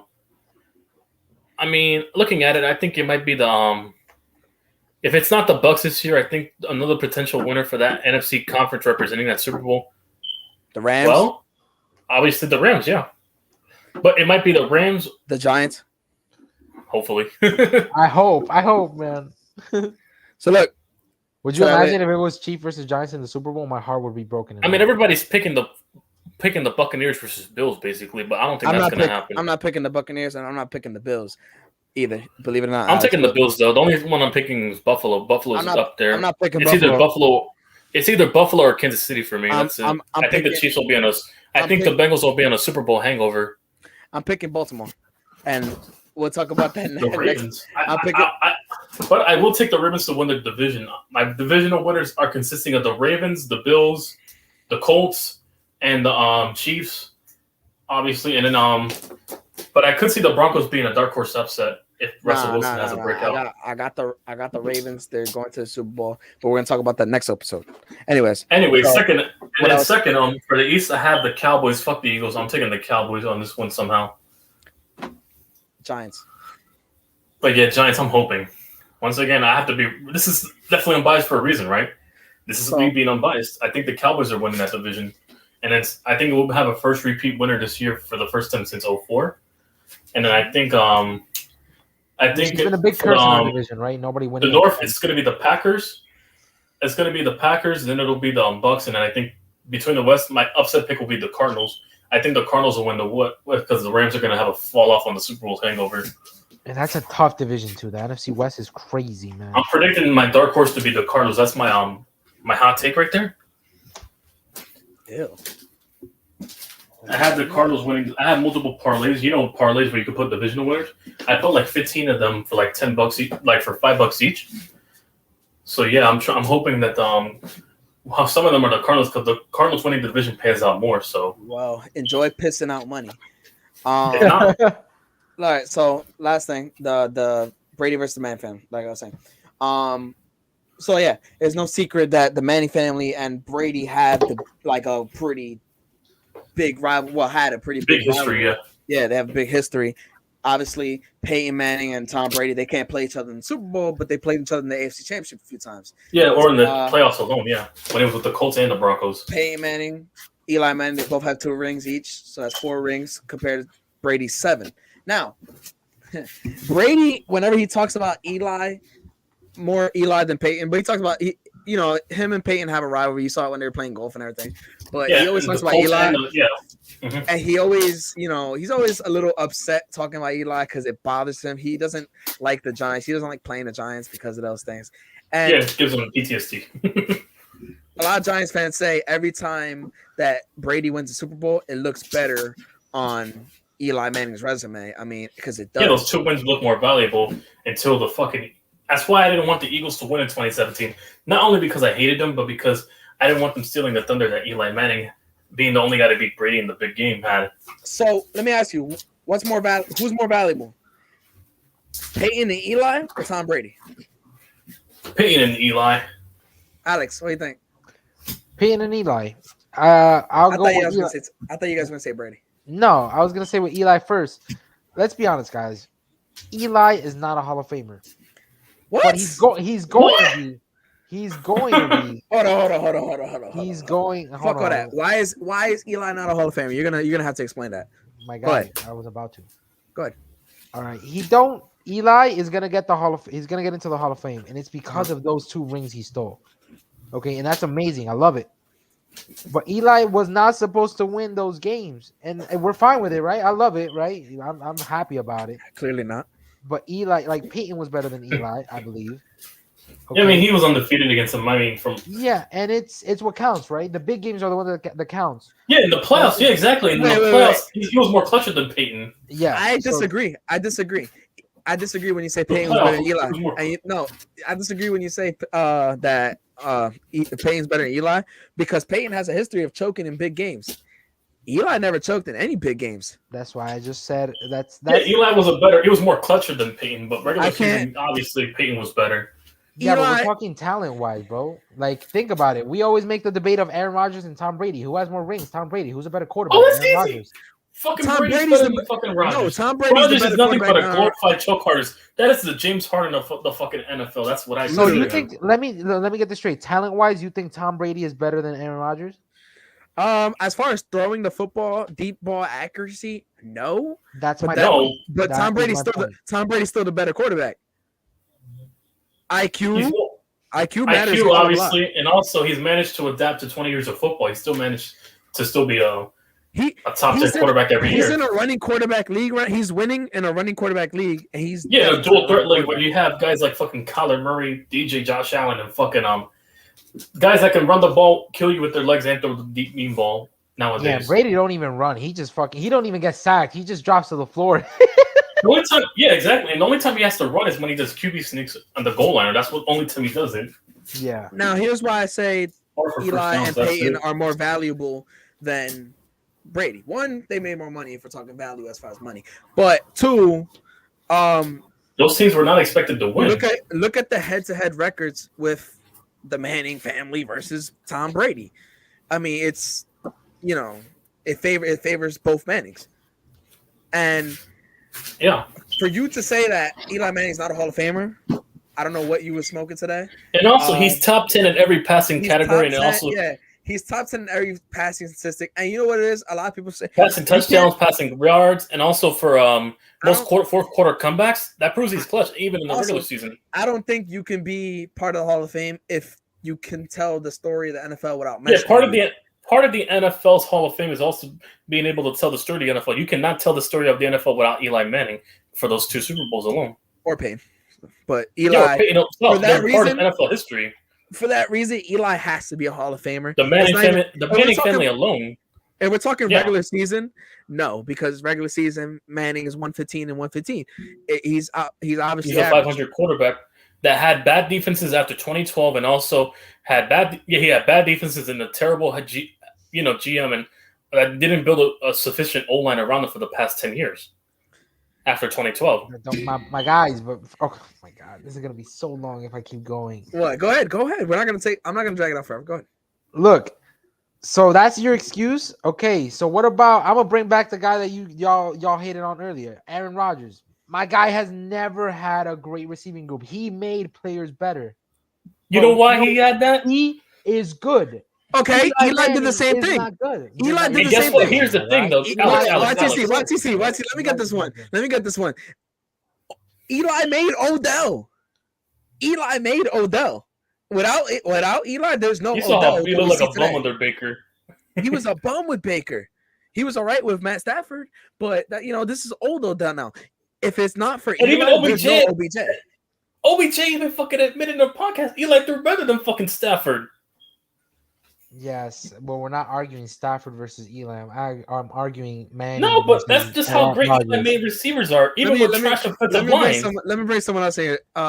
Is SG Sports Talk? Are you there? Yeah, I'm here. All right, so we're talking about Tom Brady versus the Manning family, but Alex decided to say Eli's not a Hall of Famer, so we're gonna have to fight about that. What do you think about the conversation of Eli being a Hall of Famer, and who are you taking? Who's more valuable, the Manning family or Tom Brady? I think I think I'll take the Manning family because Eli Manning is he's a brother Peyton Manning. He was on the New York Jets. He was a really great quarterback. Wait, I'm gonna be taking the Manning family over Tom Brady. Wait, what? You said who's on the Jets? No, Giants. Yeah, no, not the Jets. No, Eli Manning played for the Giants. Yeah, New York Giants. I was about to say, I'm going to be taking the Manning family over Tom Brady. Okay, and what do you think about the argument of Eli not being a Hall of Famer, according to Alex? I mean, that's kind of messed up because Eli Manning played for the New York Giants, so him not being a Hall of Famer is kind of that's kind of a disgrace. That doesn't make any sense to me. Like, why would he not be a Hall of Famer? He played for the New York Giants and then retired. Go ahead, Alex. I got nothing to say to that. You don't got nothing to say to that? You don't got a debate against that? No, I'm good. My guy just said he played for the Giants, therefore it's a disgrace that he's not a Hall of Famer. All right, well, all right. SG Sports Talk. Yeah, I want you to elaborate on that because he played for a team doesn't make him a Hall of Famer. But you got to give me like a reason other than that why you think he's a Hall of Famer. That way you can be able to debate about it. What you got? You there? All right, well, whatever. I'll put him backstage. All right, well. I don't know how to respond to that. I ain't gonna lie to you. So yeah, come on. It's a disgrace because he played for the Giants. Yeah. What? Well, anyways, regardless, I think even then, the fact that you call him not a Hall of Famer is just fucking crazy. I mean, let me ask you: is Julian Edelman a Hall of Famer? I don't think so. You don't think so? Why? Well, let me ask you why. Because I think he played in a great system, and he's not the best receiver. He just played in a system and with a quarterback that made him better. YTC, do you think Julian Edelman is Hall of Famer? YTC, you there? Oh, he's probably doing something. All right. Julian Edelman. YTC. All right, I'm back. I had to take a bathroom break. What's up? YTC, is Julian Edelman a Hall of Famer? Julian Edelman? Yeah. For Julian Edelman, I don't think so, man. I mean, he's really good for a 7th rounder, that guy that came out of nowhere, but I mean, he's top 10 in every playoff category, but he wasn't necessarily a dominant receiver every year in the league. Only he was a really good, reliable receiver in the Patriots in the regular season. I love Julian Edelman. Don't get me wrong. I'll definitely take him in the playoffs. He's one of the top 10 playoff wide receivers in the league. Uh-huh. I think he passed one of Jerry Rice's records, I believe, at one time. Well, more than that. I forgot what year it was, but I know he passed it. But I would definitely think he's a top 10 playoff wide receiver. I don't think Hall of Famer-wise he's not. Well, Julian Edelman is a Hall of Famer because he's a Patriot. He's a New England Patriot, so therefore he's a Hall of Famer. Nah, no bullshit. No. Julian Edelman is a Hall of Famer. Same way I say Eli Manning is a Hall of Famer because he stole 2 Super Bowls, bro. Julian Edelman has to be a Hall of Famer because of his playoff resume. There's not many other receivers that have the playoff resume of Julian Edelman. Julian Edelman is not a top 10 receiver in the playoffs. He's top 5. He's probably a little more than that. Playoff-wise, but not regular season-wise. That might hurt his chances. Regular season-wise, Eli wasn't great in the regular season either, but he was great in the playoffs. That makes him a Hall of Famer because of what he did. For Julian Edelman, I think Julian Edelman kind of gets. No, but here's the difference. This is what separates Eli and Edelman. And on top of that, Julian Edelman is a Super Bowl MVP. Let's not forget about that. I know, but here's the thing. Here's what separates them. One broke multiple records. One still hasn't broken any records in the regular season either. Well, he didn't have the longest career as far as to break enough records in the, regular season. I mean, Larry Fitzgerald played fucking from 04 to 2000, I think 2019. He managed to break a lot of records too, so there's no excuse. Well, he played for 15 years. And he's played with a bunch of bums outside of Kirk. And he managed to play with a lot of bum-ass quarterbacks that were not named Kurt Warner. Listen, as far as who's valuable, Tom Brady versus Manning family, I'm definitely taking the Manning family. I definitely think that this dude is a Hall of Famer. Yeah, the Manning family. Let's not get off topic with the whole Fitzgerald, but yeah, the Manning family all day, yeah. Out of time. You guys are being so biased, bro. How? You do realize that to even make your point, you guys are both pointing out 2 players against one. That's how bad it is. You have to point out 2 players against one. Yeah, but that's the thing though. Tom Brady, I'm gonna say it straight up. Tom Brady's the best quarterback of all time. Yes. So it's not really. You see, that's my point. People always confuse it. There's a difference between the best quarterback of all time and the greatest. Oh my God! He is the greatest. Be one of those fucking guys. Don't be one of those fucking guys. It's true though, my guy. I think I'll say he's the most accomplished for sure. Who is the best quarterback? Who's the best quarterback of all time? In your opinion? Aaron Rodgers. Rodgers? What? Yes. Over Montana. Over Montana, Marino. Yes. I'm taking Marino over Rodgers. I'm taking Rodgers. Matter of fact, I'm sorry. I'm taking Drew Brees over Rodgers. Hey, listen. At least Drew Brees didn't choke in multiple games like Rodgers did. When Rodgers needed to choke, he choked a lot. You guys keep doing that same mistake. We're not talking about greatness of a quarterback. We're talking about talent-wise. You got to stop putting all these ifs in betweens about choking and playoffs and stuff. We're talking about talent. Period. What ifs? And here's the talent. Oh, from a talent perspective, Drew Brees nearly had the same skill set as fucking Aaron Rodgers, and the only difference is he never put his team in positions to choke. That was and you're also talking about the guy who had one of the best receiving groups in the league at all times. Aaron Rodgers makes people better. He had trash receivers. He's always had trash. He had Devontae Adams, Randall Cobb. You did not. Okay, Randall Cobb was not great. Jordy Nelson, I heard a guy the other day was like, "Oh, he's one of the best receivers the Packers have had." I'm like, "You're crazy." They had Devontae Adams. He also had Devontae Adams, and he still couldn't win with them. And also, the Packers fixed up that secondary that was a problem for years. They drafted a lot of good front seven talent in that 2018-2019 class, and still couldn't win against the Buccaneers. That Packers defense was doing their. That Packers defense was finally showing up. It's that Rodgers choked at the end. You had the 2 Smiths up in there causing havoc and shit. That's what I'm saying. The greatest quarterback, Brady. There's no debate. He's the GOAT, period. Like, I can't, even if I don't like it, I cannot argue about that. But I'm talking talent-wise. Talent-wise, Montana was still better. I'm still taking Brady over Rodgers. IQ matters enough. That IQ is talent. He's talented enough to be smart with the fucking ball that made him win 7 rings. Hold on. SG Sports Talks, you got another channel or you have 2 channels? What's going on? Because I see 2 of them. And are you in? Are you here? I'm here. Okay. Well, as far as Aaron Rodgers being a I'm sorry, not a Hall of Famer. I put that wrong. Is the GOAT. Sorry, because this guy thinks he's the greatest of all time. I didn't say that. You see, you keep putting words in my mouth, bro. All right, I'm sorry. The best of all time. What are the fuck? There's synonyms. They're the same words. It's damn not near. though, bro. It's really not. It's really not. Aaron Rodgers is not the best quarterback of all time. SG Sports Talk, is Aaron Rodgers the best quarterback of all time? Yes or no? What do you think? I mean, he's not the. Yeah, I mean, he's not the greatest, but he's pretty. I would say he's pretty decent. He's not. He's very talented, sure, but he's a choke artist.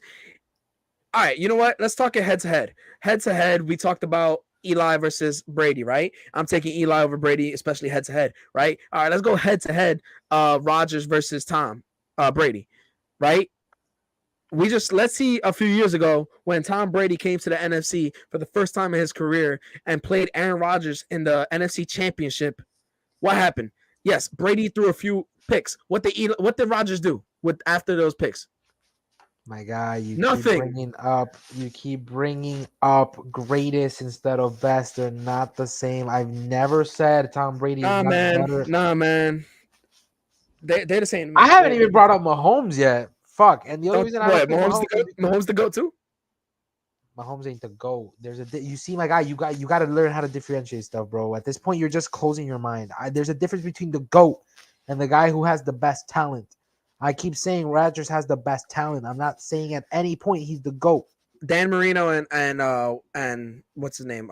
Joe Montana are better talent wise than Aaron Rodgers. Drew Brees as well. I guess that's your opinion. Okay, where do you put Mahomes talent wise? In an all-time perspective, I can't. He's only been playing for 3-4 years. Yeah, you can. I'm not talking about greatest. I'm talking about talent. Talent-wise, I mean, he's up there. He's definitely got the talent, but you know he doesn't have compared to some of the other people. Because remember, talent, IQ is part of talent. Can you agree with that or no? I can. Yes. Okay.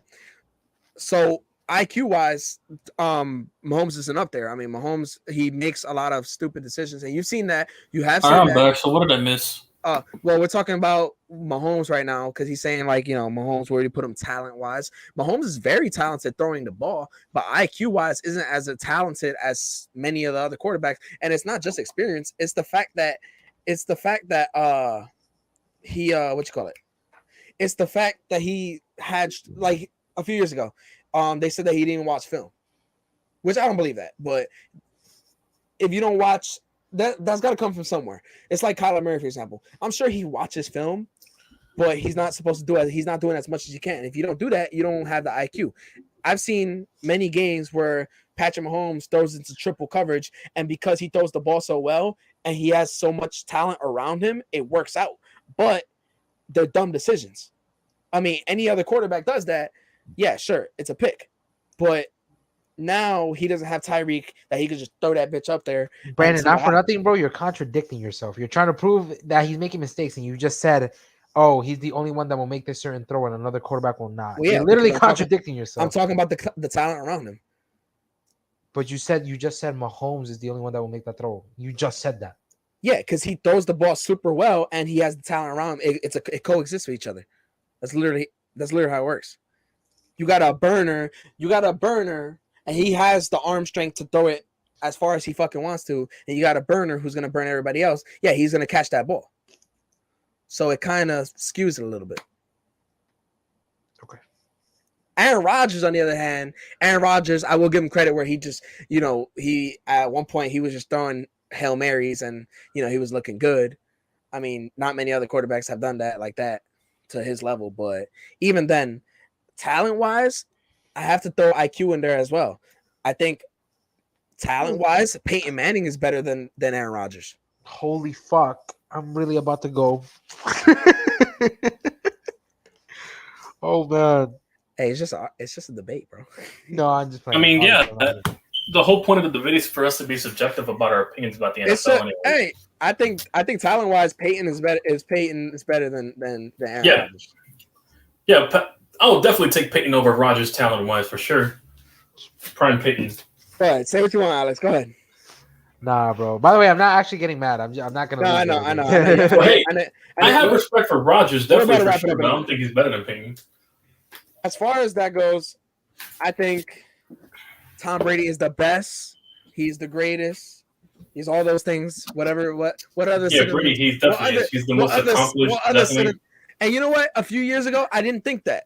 I actually didn't. But you know what he did with. I mean, after Tampa? what he did with the Bucks, he proved to me he was the greatest. That whole, I wasn't sold on it. I still thought it was Montana over fucking Brady. But until he won that Super Bowl with the with the Buccaneers, it definitely changed my perception of Brady for me. Are you seeing the Will comment? said Tony Romo is the best quarterback of all time. Fucking hate him. That's Hate okay. this motherfucker. He's trying Greatest to make quarterback. Us mad. He's just trying to make us mad. Hey, listen, if you mean greatest commentator, I could definitely root you for that. But come on, player of all time, All right, no. so look, before we wrap this up, I said all these nice things about Brady just to show how much better Eli is because he whooped that ass. Peyton is better because he whooped that ass. I'm cool with talking nice about Brady because it makes Eli and Peyton look so much better. Yeah, it's not fair you're putting 2 against 1, but I'm putting 2 against 1 because Brady is the GOAT.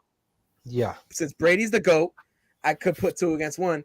It makes them more valuable. The fact that you fucking said Eli's not a Hall of Famer, I might go to your house and smack you. I know you moved, but I'll find your address. I might go to the house and smack you.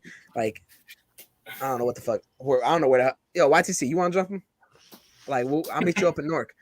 Like, I'll leave the doors open for you. yeah. All right, we're gonna wrap this up because I'm gonna go home. I'm gonna get more pissed off thinking about that. I mean, I'm not saying Eli's the best. He's not. Yeah, we've been on for nearly 2 hours and 30 minutes. Goddamn. Yeah, shit. We've been here for a minute, guys. I need a. Hey, I'm used to playing 6-hour streams, obviously, but yeah. That's it. We're done. I'm only used to it. That's why, buddy. For you guys, yeah, it's different. Mm-hmm. It's because we said a lot in the beginning. We had a lot of talking about the betting and all that stuff. I mean, overall, I think we had a good episode. I mean, I enjoyed it. Yeah, for sure. I definitely enjoyed it. We got into a lot of topics and got, So basically, we're gonna end it here, guys. Thank you for everybody who showed up. Thank you for everybody who's still here. Shout out to my subscribers as well who showed up as well. Also, go sub this channel, man. If you want to see more of us together, on a weekly basis, go ahead and do that favor. It's free to sub out. Yeah, exactly. I mean, I had people from your channel and my channel both here. I had some friends coming through. I want to say thank you real quick to my friend Shadi Thing, my friend Rever. I saw y'all come in real quick and comment. I appreciate it, y'all. I'm definitely gonna call you now right after this. Fuck that. I'm going to. I'm gonna call you right away, and you better pick up the phone. I got something to talk about after this stream, but yeah, for sure. Anyway, look, thank you all for joining once again. I'm Brandon, Alex, YTC, and we'll see you next episode. Peace out. All right, YTC out. YTC, have a good one, bro. Thank you, man. See you, Alexander. Peace out, Brandon.